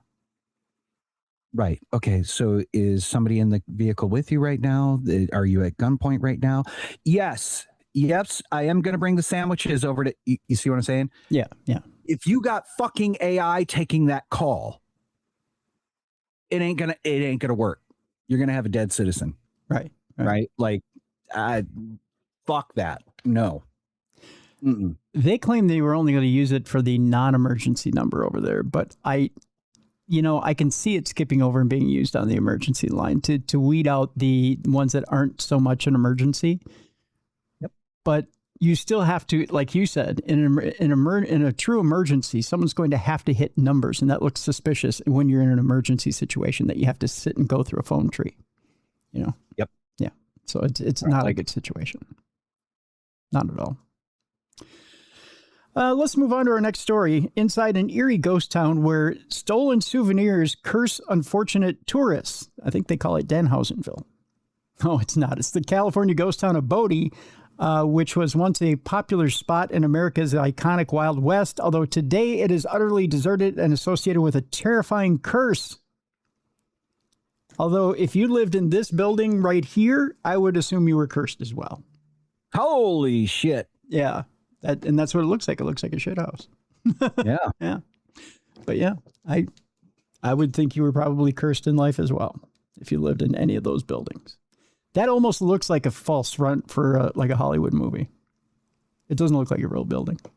Good old spaghetti Western. That's right. Sitting high in California's stunning Sierra Nevada mountains, the town of Bodie was once a jewel in America's iconic Wild West. Thousands of prospectors flocked there in search of gold, and in its peak, the then wealthy town boasted a mile-long high street that bustled with an impressive range of saloons, hotels, and gambling halls. But today, it's very, very, very different. Bodie is a ghost town with deserted streets, rusting cars, and homes filled with belongings of former residents, and all while visitors are warned of the town's infamous curse. This is where we take a look at what caused such a remarkable decline. Oh, wow. There's a picture here of an old, and when I say old rusted car, and then it says, would you want to visit Bodie? Take a look at how old this car is. Yeah. Holy crap. And it's just been sitting there probably for about, 1920s. I don't know. That might even be, that might be 40s, 39 or 40, maybe even 45. But yeah, you're closer to that age. Oh, wow. Thank you very much. You would know. That's probably like a 45 Ford or Cadillac. But yeah, that's pretty old. I just see old-timey mobster hanging out of that. That's all I picture. Bodie's story, thank you very much. Bodie's story began in 1859 when prospectors, including William S. Bodie, discovered a huge amount of gold near the Nevada border. Sadly, he would never end up seeing the town that would bear his name as he died in a blizzard while returning from a supply trip that November. And to add insult to injury, a misspelt sign meant the wrong version of his surname would be used forevermore. So he was Bodie, B-O-D-Y, and the town is Bodie, B-O-D-I-E. E-I-E-I-E-I-O. E-I-E-I-O? Yeah. Bodie remained a small mining camp until 1876 when the Standard Company uncovered another, even bigger deposit of gold-bearing ore. Prospectors began flooding in, and by 1879, the population had reached somewhere between 7,000 and 10,000, with around 2,000 buildings. So we're getting a little bigger, right? At its peak, as many as 65 saloons line the infamous Main Street, on which murders, gunfights, drunken brawls, and stagecoach robberies were said to be common. However, from the 1880s, miners left for richer opportunities elsewhere, while fires, harsh winters, and falling profits hastened Bodie's decline, as well as the town's notoriousness for violence and crime. To make matters worse, a major blaze destroyed much of Bodie's business district in 1932, while the last mine closed in 1942 after the U.S. government ordered non-essential gold mines to shut down during the Second World War. Over the years, the town has also become shrouded in mystery, with countless tales of haunting and ghostly encounters. One local legend claims residents sheltering inside Bodie's wooden Methodist church saw Bodie's ghost walking through the flames. His spirits supposedly warned, "Do not touch what is mine." So he owns everything, I guess. That ghost is very possessive. Yes. Some would say a red flag. He's very narcissistic. Bodie would end up becoming a state historic park in 1962 and is now preserved in arrested decay, meaning its remaining buildings are protected but not restored. Well, that can't be good. Inside, tables remain covered with dusty plates, shelves hold abandoned goods, and furniture sits where former residents supposedly left it. According to the so-called Bodie curse, anyone who removes an object will experience terrible misfortune until it's returned. Ooh, spooky. Yeah. And Bodie himself sits there and goes, "You bring back my shit." Bring it back to the city that's not spelled correctly after my name. Right. It's B-O-D-E-Y, as in why? Because I'll curse you. This entire city was filled with nothing but thieves and murderers and prostitutes, but you took a fucking dinner plate. So, I'm going to follow you all the way back to New Hampshire. Oh, sure, you didn't shoot the sheriff, but you took my dinner fork. And for that, you are cursed. Cursed. May none of your shits have form. May your back end run like a river. Hey, you only eat meats made of plastic. All the curses are something really bad, like, may you forevermore, when you touch paper, receive paper cuts. Gotcha. Every time you find a coin and you go to pick it up, you herniate a disc.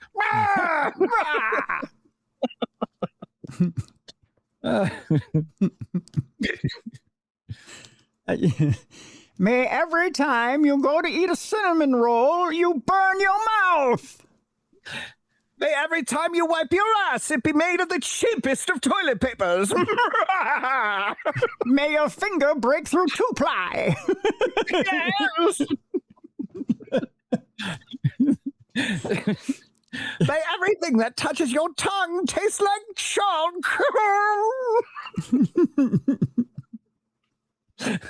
The Bodie curse. That would be sounds like a dick. He does, doesn't he? Yeah. It's very petty. Yeah. Yeah. May your gold turn to nickel. You know, just stuff like that. Yeah. Like, really? That's it? Well, that's the best I could come up with at the time. I'm running out of curses. That's all he said. Park staff have recently, let me start that again. Park staff have received stolen rocks, bottles, and nails, accompanied by apologetic letters blaming them for illnesses, lost jobs, and car crashes. That's a little more extreme than, May every time you start a sentence on your radio show start with, let me start again. Let me start again. It will get very, very tedious after a few times. And you'll beg me for forgiveness. Baha to you, sir. Bring my dinner fork back. I think you took a knife as well. So you should be double cursed. Yes. One visitor reportedly wrote, "You can have these godforsaken rocks back. I never had so much rotten luck in my life." If you went to a ghost town to go steal some rocks, you deserve all that bad luck. You took rocks? Well, forevermore, when you go to pee, you will dribble in your pants. May you have kidney stones made out of the rocks you took. However, a park interpreter said the curse was apparently promoted by a ranger to discourage theft. The one visitor even said to have removed an entire piano. Oh, think of the curse on that one. I bet those keys were still made out of ivory. I bet they were. You took my piano? Well, from here on out, the only thing you'll be able to play is something by Liberace. Wow.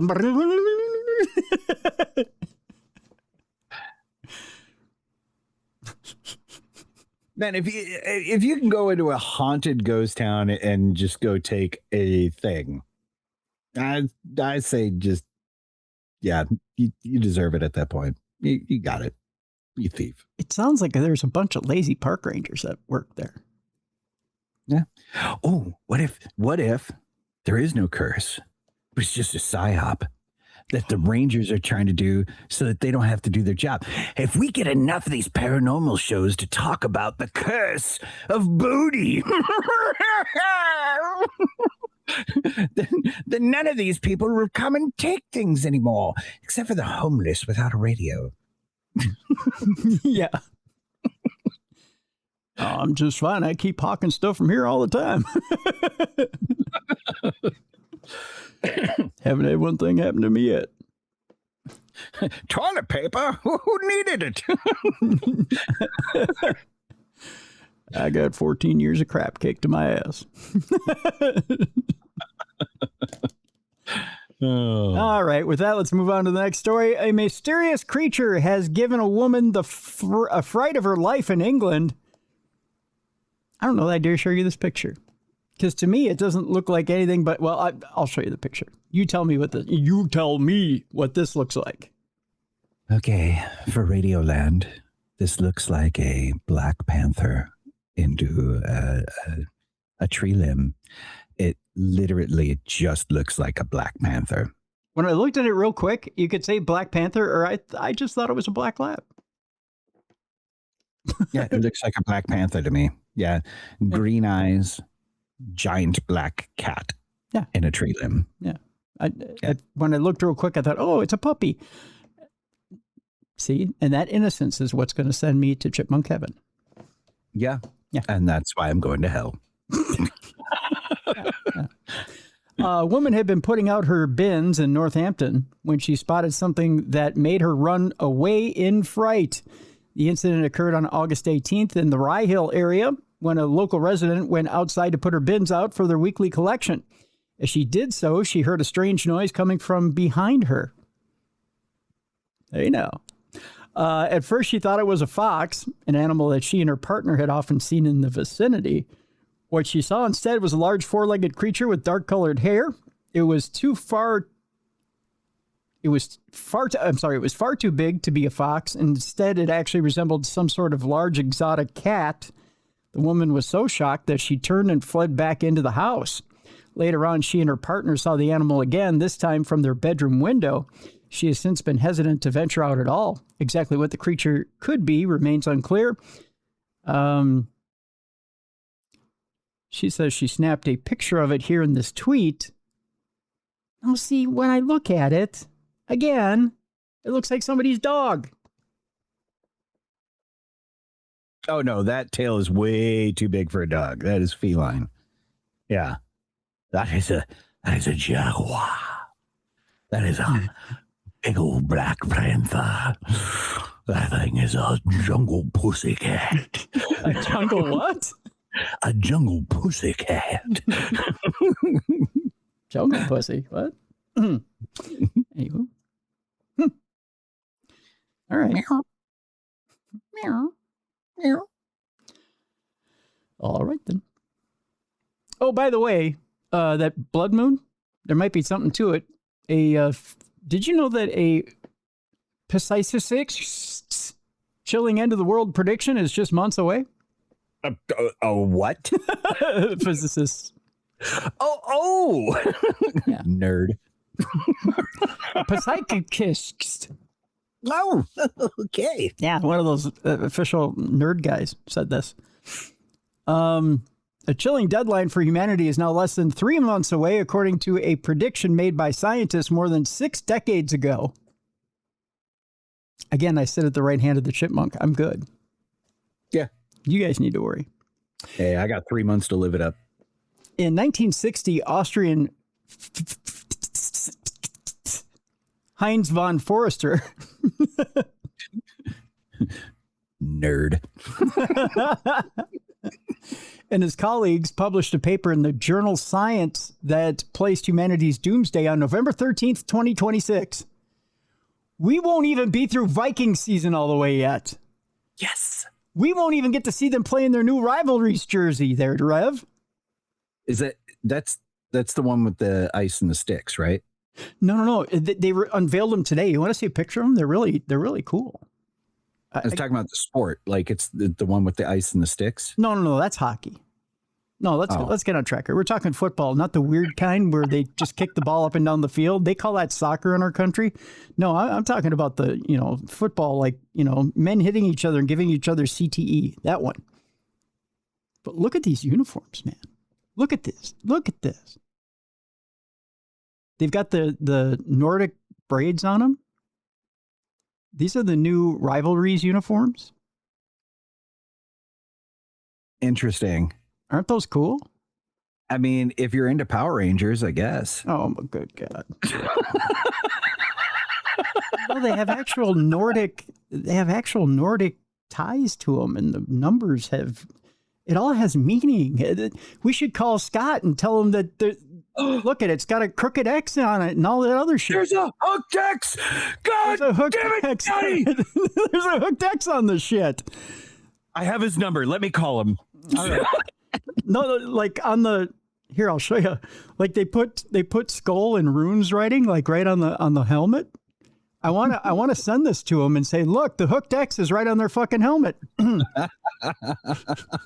When I saw that today, I almost did it. just as a rib. They're moving the training camp up to Kensington, Minnesota. That's right. Training camps in Kensington. Rumor is there's an ark underneath the stadium. What? Hey, your helmets have braids. Boy, this is really inside baseball right now, but it's good times. Nobody got it. Well, I'm sure a few people got what we were talking about. Anyways, we were talking about Heinz von Forster, who's a Austrian scientist who in 1960, him and his colleagues published a paper in the journal Science that placed humanity's doomsday on November 13th, 2026. We're not going to get to see the Vikings rivalries uniforms. I know I'm repeating myself now, but in play. I know it's no big deal for you. For me, I'm devastated now. Yeah. They examined 24 estimates of the world's population spanning nearly 2,000 years and found that its growth appeared to be accelerating. All right. Well, it once took centuries for the number of people on Earth to double. Each doubling happened faster than the last. Von Forrester calculated that if the pattern continued unchecked, the time between doublings would eventually shrink to zero. That meant the population would then surge towards infinity, an impossible mathematical endpoint he called doomsday. It did not mean the world would literally end, but marked the point at which extending the historical trend produced a result that could not exist in reality. So he says, our great-great-grandchildren will not starve to death, Von Forster wrote. They will be squeezed to death. So there won't be room on the planet. Everybody will be side to side. No. Because there's too many people. I don't buy it. They've been selling that fear porn for about 80 years. Well, this would have been 1960, so that would have been 80 years ago. Yeah. It's 80 years 60, of that. Yeah, 66 years ago. Yeah. Where they've all been like, oh, we're going to overpopulate. We need to depopulate. We need to depopulate. And they keep saying that, right? And yet every nation across this globe is seeing systemic issues right now where our birth rate is hitting critical, where we're not going to even have a nation in a next generation. Right? Mm-hmm. Like it has gotten so bad that like they're like, what can we do to increase fertility? Right. Yeah. So if that's a problem they're having in literally every nation across the globe, right? Not just the US, not just China, right? Like every single nation, we're definitely not moving towards this critical mass of shoulder to shoulder. We're not going to have any room. I don't buy it at all because the census numbers out there show the complete polar opposite where nobody's having kids. Yeah, that's true. People have slowed down having kids. Yeah. So, in fact, they're trying to get young people to have sex right now, which I find weird. Evidently, the video games have taken over. Right. Well, and they're showing like the sperm count rates in men are like dramatically lower. The fertility rate in women is dramatically lower, right? Like genetically, our bodies are saying, nope, we're shut down shop. Yeah. Demographers do not consider the prediction credible because global population growth, as Rev just said, has slowed dramatically since the 60s, breaking the trend that the equation presumed would continue. The paper, by the way, was titled Doomsday, Friday, 13 November 2026. It states, at this date, human population will approach infinity if it grows as it has in the last 2 millennia, which it hasn't. When it was published in 1960, just over 3 billion people lived on Earth. Today, that figure stands at approximately 8.2 billion, an increase of more than 5 billion. But it hasn't gone exponentially. So, there you go. I'm going to do my happy dance now. I was right. I was right. Fuck you, World Economic Forum. What? Wow. At the 1960s rate, the population would double about every 32 years. At today's rate, doubling would take roughly 83 years, in case you're wondering. So it is doubling, but it's not as fast as the survey said. Yeah. Survey says microplastics for you. More microplastics meat. Would you like some more slurry, sir? I think microplastics meat is just an excuse to feed us more plastics. Yeah. Hand me the meat in the tube. Tube meat. Wait, no. Oh, wait. What did I say there? Whoa. It's going to be a good birthday for you. All right. A couple more stories here, and then we're to our palate cleanser. New scans reveal anomalies at the Noah's Ark formation in Turkey. The latest investigation of the Durupinar Formation near Mount Ararat has revealed that it may consist of more than just solid rock. The site, which has long been rumored to be the final resting place of Noah's Ark, is situated approximately 3 kilometers north of the Iranian border and around 6,500 feet above sea level. Researchers from all around the world have investigated on the site or near the site for over the years, but the question of whether it really is the final resting place of the biblical vessel or simply a natural formation remains up in the air. The most recent such investigation, which is being headed up by Dr. Khosrow Bakhtar and Noah's Ark Scans founder Andrew Jones, has been using a specialized radar system used by the U.S. Air Force to build up a picture of what lies beneath the surface. Dr. Bakhtar said, "My team and I are carefully evaluating the collected subsurface data, which aids in planning the core drilling pattern to be performed at the site. We will use Bakhtar radar's unique capability to directly distinguish any still preserved petrified man-worked timbers from the natural host formation and its varying mineralogy. So far, the scans have revealed some tantalizing anomalies and evidence of distinct layers within the formation, suggesting it is not simply a solid mass of rock. We believe the Duru Pinar Formation is the remains of Noah's Ark, and that is exactly why we want to put it through the strongest scientific testing we can," said Jones. The story of Noah's Ark itself remains a topic of heated debate.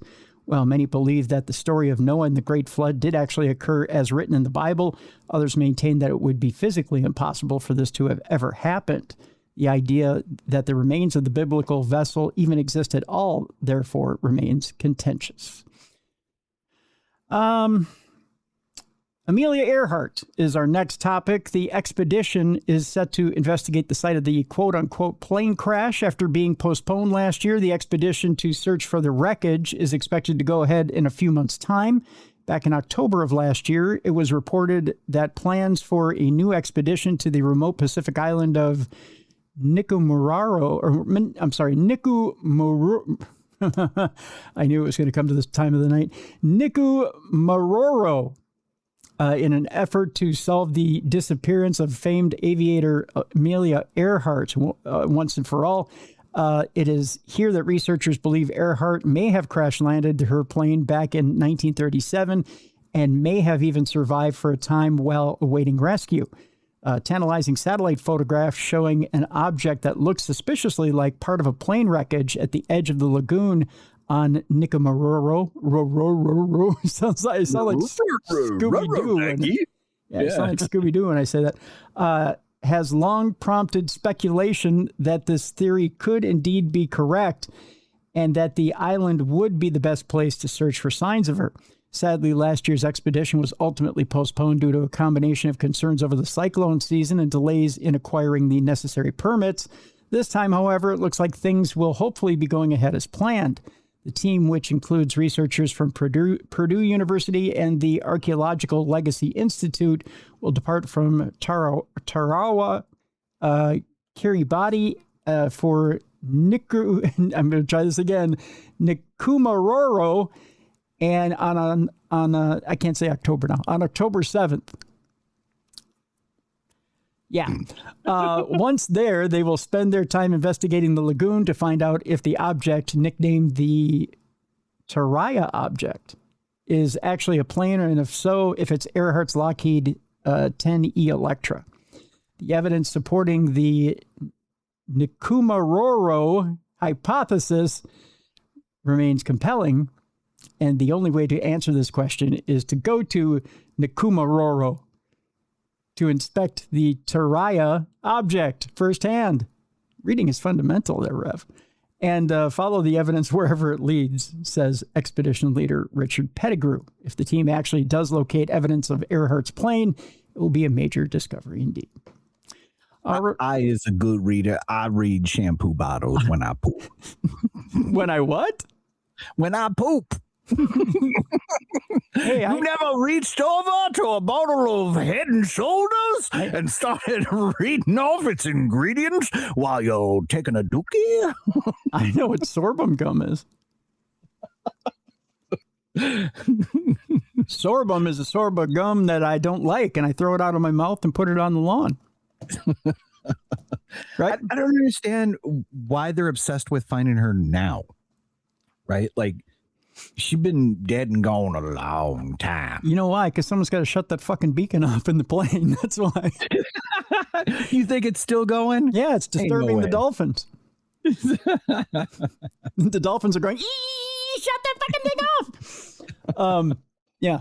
So yeah, it's got Energizer batteries in it. They go for a long time. I don't know if you know that or not. It's a bad If that joke. beacon's been going for that long, they would have already found it.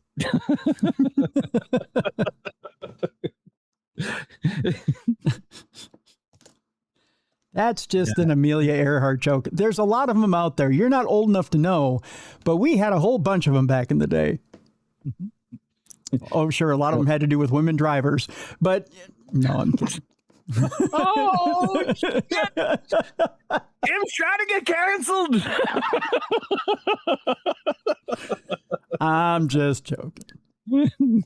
I'm still sitting at the right hand of the chipmunk god because chipmunk gods think Amelia Earhart jokes are funny. You know, chipmunks think they can find Amelia Earhart. I'm just saying. They can find a peanut anywhere. So they can find Amelia Earhart in a second. I can always find a nut. You be nice to the chipmunks. See, that's why you're going to hell. You're not nice to the chipmunks. I am very nice. I was nice when I came to visit. Yes, you were. Yeah. I was very nice. Yes. You didn't bow before him, but you were very nice. Just kidding. I did bow to your grace, though, because you were quite the Disney princess, I must say. I show up bearing gifts and presents to the Disney princess as you're singing a song, throwing nuts and gifts to the woodland creatures as they all come brandling up. Oh, more, master, more. Yeah, have some more gruel, please. Yeah. It's like a scene of Snow White. It was fucking great. Except for I'm the ugliest fucking Snow White you ever seen. Oh, it was early enough in the morning. They didn't care. Yeah. They had their little eye masks on. They're like, they're just taking them off. Who are you again? Yeah, just give me my breakfast. Yeah. Feed me, machine man. I don't care where it's coming from. I don't care at this point. The new ones, the new little babies are little mouthy bastards, so I'll tell you that. Yeah? Yeah. Oh God, yeah. Yeah. They come up and bite, or are they just chipping at you? Oh, no, they cheap. They're demanding. They, yes, they want me to take my van out of the garage every day so they can run around. I'm like, you're outside chipmunks, not inside chipmunks. You go outside and run. Well, you are grandpa now. Yes. So now you have to show favoritism to the grand chippers. I do. I walked outside today and I heard cheep, cheep from two different chipmunks. I'm like, what? You need something? Like normally that's like, hey, I need blueberries, or I need almonds, or I need peanuts, or I need something, right? So I go look in their dishes, and their dishes are just fine. I'm like, they needed blueberries. So I thought maybe they wanted blueberries. So I'm like, all right, I'll go get you some blueberries. So I went and got them blueberries. And then I hear cheep, cheep. And I'm like, you want me to back up the van? And then all of a sudden it was silent. I was like, that's what they want? They want room to run? I'm like, the garage door is open. You're an outside chipmunk, not an inside chipmunk. You can run out that door anytime you want. You got 4 legs. It's like an episode of fucking Lassie. What, Timmy's stuck in the well? Yeah, I know. And they're like, no, move that big van out and let us run in the garage. And I'm like, oh, God. God, fucking Dr. Doolittle over here. So you know what I did? I reached in my pocket, I got my keys, and I backed the van out so the chipmunks could run in the garage. Yeah. Yeah. Yeah. No, you need to start setting up like little mock Circus Olay shit, you know? You know what I want more than anything? If there's anybody out there listening that knows how to build a chipmunk-sized maze out of clear plastic PVC pipe, I want to build them a giant maze that they can run in so I can watch them. I bet that could be done. I want to do that more than anything, but I wouldn't know how to do that. I mean, it's got to have some sort of board on the bottom. I would say probably instead of PVC pipe, like literally do board, right? Like build a track out of like 2x4s, right? Zip them all together, then get chicken wire and put it around, and then baling wire it around it. So that way it's a see-through tube. Well, the reason why I don't use wire is because there are some, like, hawks and stuff can get through chicken wire to get to them. A clear PVC tube, there are no predators that could get through and get to them, but they could still run through and have fun. And they could, and especially if it's a big enough tube that they can fit through, they could run through and have fun. And it'd be like a hamster,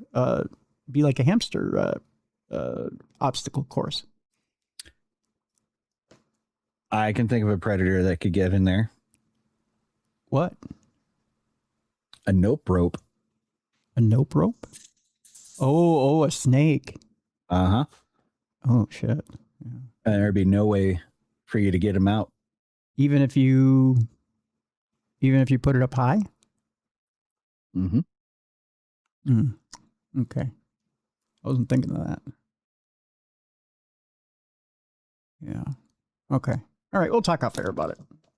Yeah. Back to ectoplasm. That's right. Actually, we have one more story here? Yeah. One more story. And then we're on to our palate cleanser. A 30-year-old mystery of two missing climbers, speaking of climbing chipmunks, has been solved, or finally solved. Back in 1992, two climbers who set out to tackle the Swiss Alps, I believe this is, never returned, leading to a decades-spanning mystery. It had seemed like the beginning of an exciting adventure, but for the two men who were 39 and 41 at the time, oh boy, they're old now. I hate to say it that way, but they're kind of a little old right now. It was a trek from which they would never return, their young lives cut short by tragedy. When they failed to return from the mountains, local authorities feared the worst. With no remains having been found, however, the ultimate fate of the two men remained elusive. Now, though, more than 30 years after their disappearance, receding glacier has revealed two bodies that have since been identified as those of the two missing climbers. The remains had been found quite by accident when another hiker stumbled upon them at the site of the Trift Glacier to the south of the city of Lucerne. When authorities recovered the bodies, they were able to determine that via a DNA test, that these were indeed the remains of the two missing climbers from 1992. How would you like to be that hiker that's just going along, having a great time over there in Lucerne, and all of a sudden, holy shit, there's two bodies right there. And you found them from 1992. Yeah, that's crazy. I mean, it's a little bit like walking around Lake Harriet right now in Minneapolis, and then all of a sudden coming across me.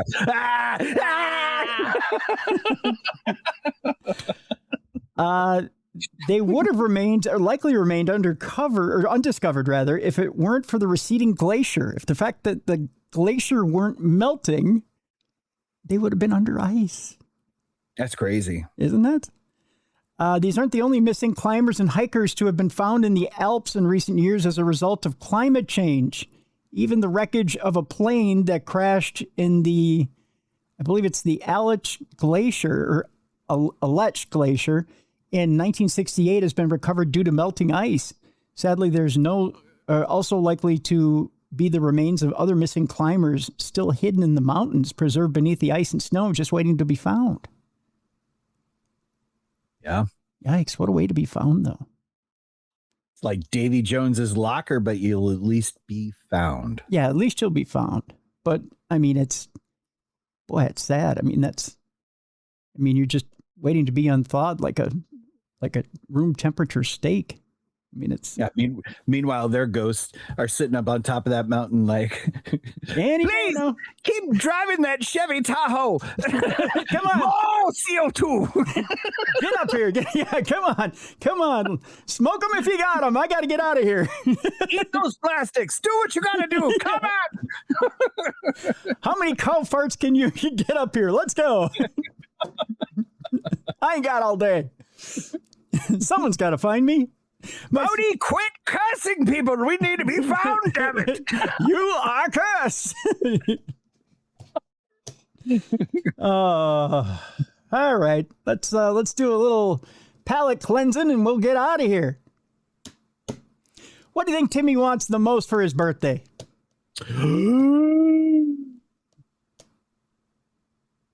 $18 half-naked firemen. No. No. Oh.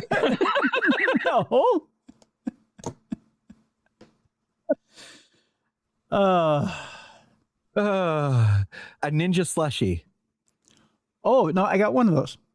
Oh, the ability to destroy AI. Yeah, well, that too. I'd like some of that too, if you have some on hand. Yes, a time machine to go back to the Second Crusades.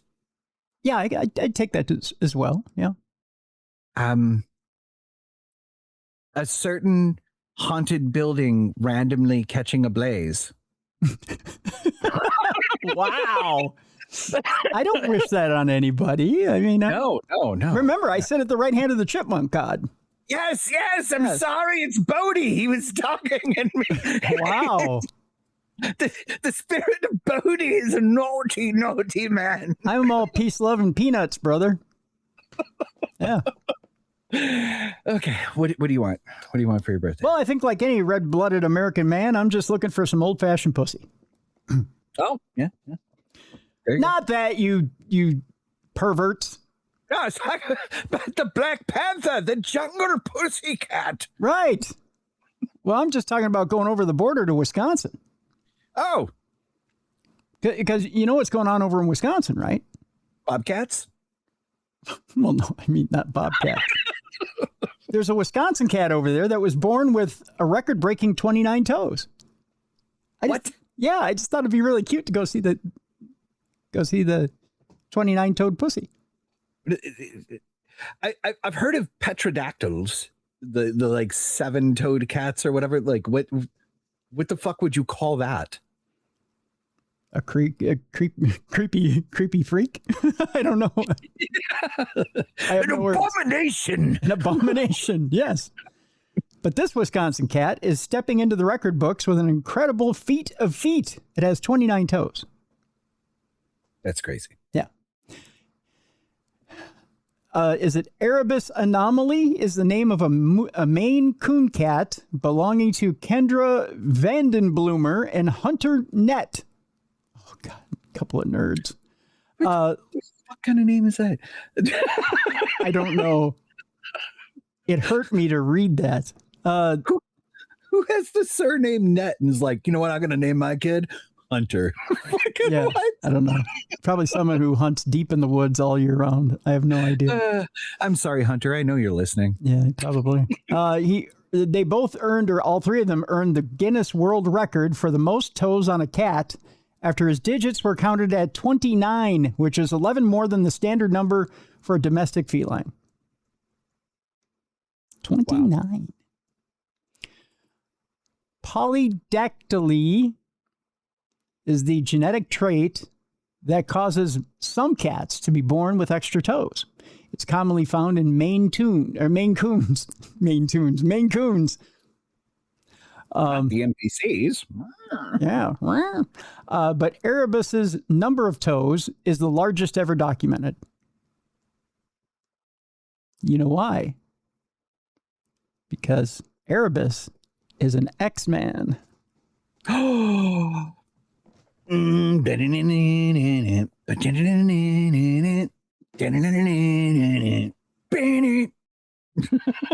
Yep. The previous record of 28 toes was set by a Canadian pet named Jake in 2002. And he did not work for State Farm. I have it on good authority. Yeah, he was up in Snow, Mexico anyway. Yep. Snow, Mexico. A Michigan family's kitten named Toby tied the record earlier this year. Toby had 28 toes. Vandenbloomer and Nett, who own the Blue North Maine Coons breeding business. Oh, he was artificially bred to have 29 toes. Ooh. It was a I bet you there's foul play here. The scandal. Said they immediately suspected they might have a record-breaking feline when Erebus was born. They also both suspected they had horrible, horrible names. And the final story here is an update on something we had yesterday on Dumb Crime, Stupid Criminals. and is also related to the pussy. Mm. Are you ready for this? The headline is, why do you think my coochie hurts? Oh, crabs. It's a good guess. It's a good guess. But we're going to update you today on one 31-year-old Monique Turnbull. Let me get you a shot of Monique here. This is the fine young Miss Turnbull. Oh, she looks like a lunch lady.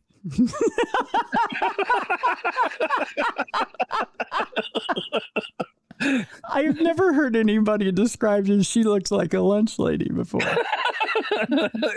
Tell me I'm wrong.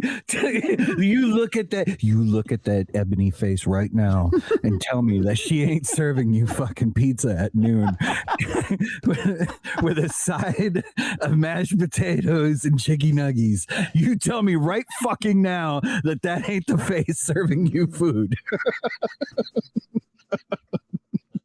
And for the audience listening only, Tim is damn near dying of lack of oxygen right now.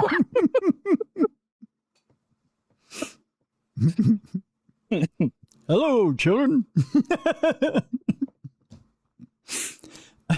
Hey, Chef. Timer.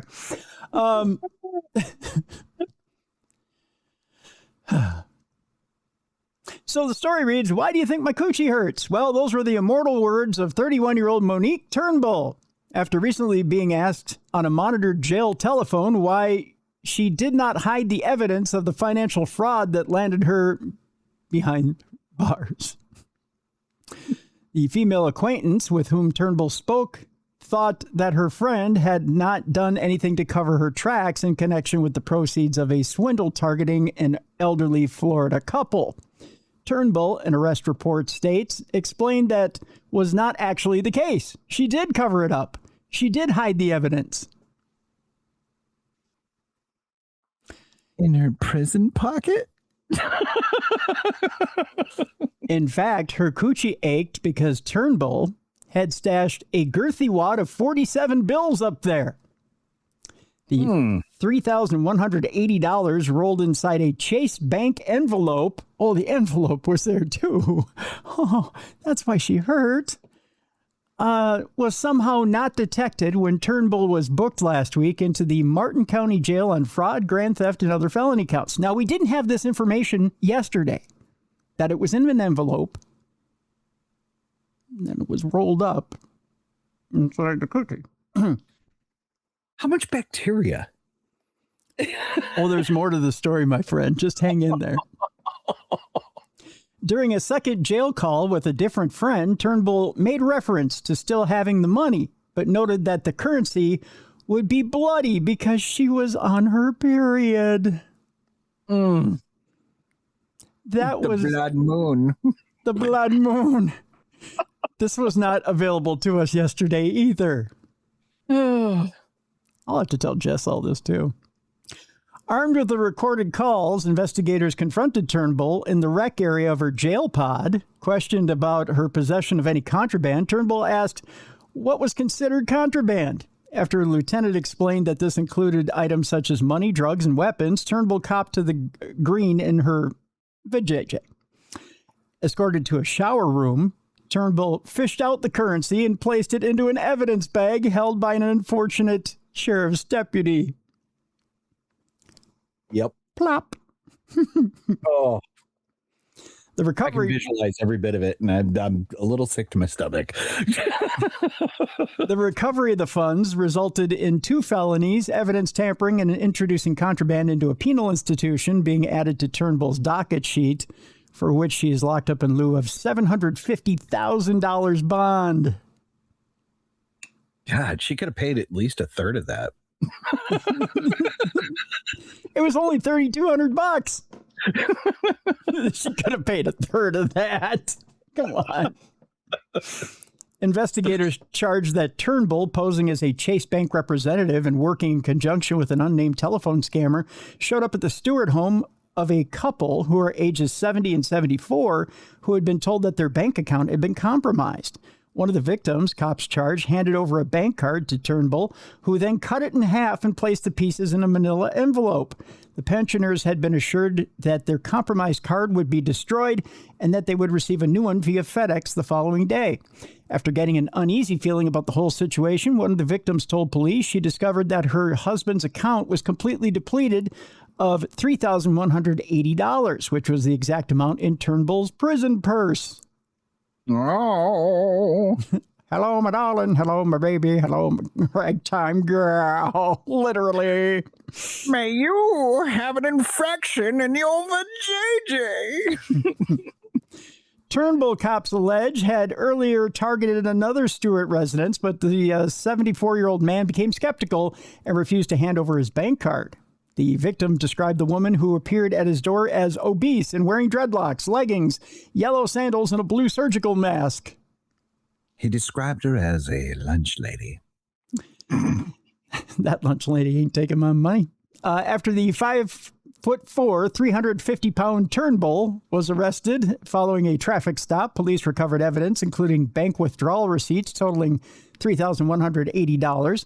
Turnbull, who resides in Miami Gardens, reportedly admitted to completing such crimes and advised the detectives that she is working for another individual. It was not until Turnbull was incarcerated that her jail phone calls were reviewed that officials learned of the whereabouts of that $3,180. She told an officer that when she spotted a deputy driving behind her, she anticipated being stopped. Turnbull stated that she then rolled up the money and concealed it in her vagina. I want this woman to roll joints for me. She's got to be the fastest roller in the West. Can you imagine how fast she rolled that wad? Tim, apparently we need to talk about women's physiology with you. You see, a woman can pass a child through that vajayjay. Okay. And so when it opens up like this, Tim. Oh, no, you did not. You can cram a whole fucking wrist up there. You did not use your puppet as an example. No, but think about this. This is 47 bills. And then she had to roll that shit. And then she had to. And a baby's head is a lot bigger than that. When it's dilated. Yeah. I know a little something. Who says she doesn't have a fucking Vibemaster 3000 at home the size of a fucking quarterback's fucking forearm that she's drilling herself with every day just for funsies? Oh, right? my God. I mean, I'm just saying, I'm not judging. Oh, my God. All right, now I'm going to get you with one. Okay, go ahead. Are you braced? Are you ready? I'm braced, Captain. Send it. The money is now sealed in an evidence bag containing a biohazard sticker. It will eventually be put back in public circulation, according to Martin County Sheriff's Office. Oh, fuck, yes. Get a sniff of that, Captain. Fuck. It's disgustingly gross, and I hope every single one of us has to eventually touch it once. I got your lunch money right here. Well, I'm glad I just don't outside anymore. Everything, the gods of Amazon provide everything. All right. I don't ever have to touch one of those dirty, nasty bills. Investigators have not revealed how they plan to launder that money, by the way. They haven't told us how they're going to sterilize it. Oh. With that, there's not enough bleach. Happy birthday to me. Happy birthday to me. Happy birthday. Here's some bloody tampon bills. With that, I'm going to the club.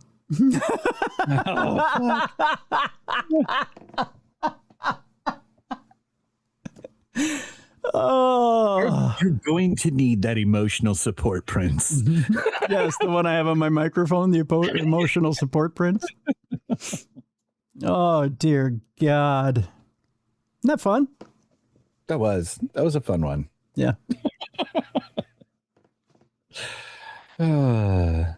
May you all have nightmares of touching bloody dollar bills for the rest of your lives. It goes to Bodie as the last laugh. You are cursed. Oh. All right, that'll do it for the old birthday jammy jam for another year. People probably turn this off halfway through. That's all right. I still love you all. What you got going on your side of the planet before we wrap this up? Just, all the things lording over all the small serfs and my new robot vacuum maid, right? Masonic things. I got the York Great Retreat that I'm going to September 11th through the 13th, where our friend Timothy Hogan is going to be out there as a keynote speaker again.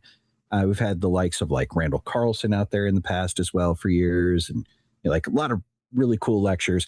I believe this year the topic is going to be Eastern mysticism and the Druze. Cool. So I'm really excited for that.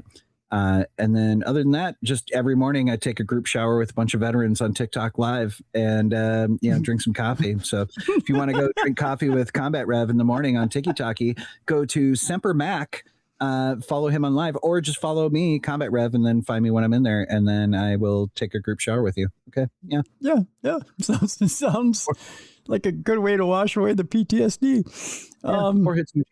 Forehead smoochies for everybody. Before you said that, I was going to say we need to have Timothy Hogan back on the program someday. But you just washed it right out of my brain. I had to get it back again. All right. With that, let me tell you about tomorrow's program. Boy, do we have a big one, folks. It's a big way to end the week. Kevin Randall will be with us. You might have heard Kevin Randall on Coast to Coast AM. He, in fact, he was on. He was on last week. He'll be on again this week with George. He has a brand new book out there: UFO sightings and alien visitations, facts and falsehoods, the real unexplained collection. So that is how we're going to end the week. And Kevin and I will be sitting down. We'll be talking about everything from the beginning of recorded history to now when it comes to UFOs.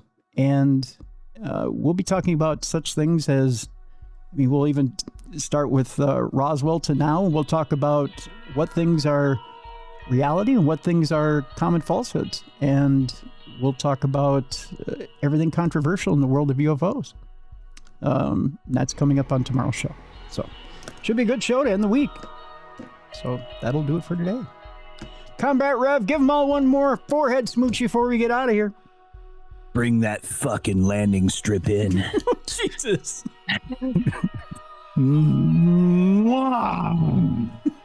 For all of these with the camera, you just got like a really good one. All right. Yeah, thank you so much. All right, folks, we're out of here. We'll see you tomorrow for Kevin Randall right here on the best in paranormal podcasting. This is Darkness Radio.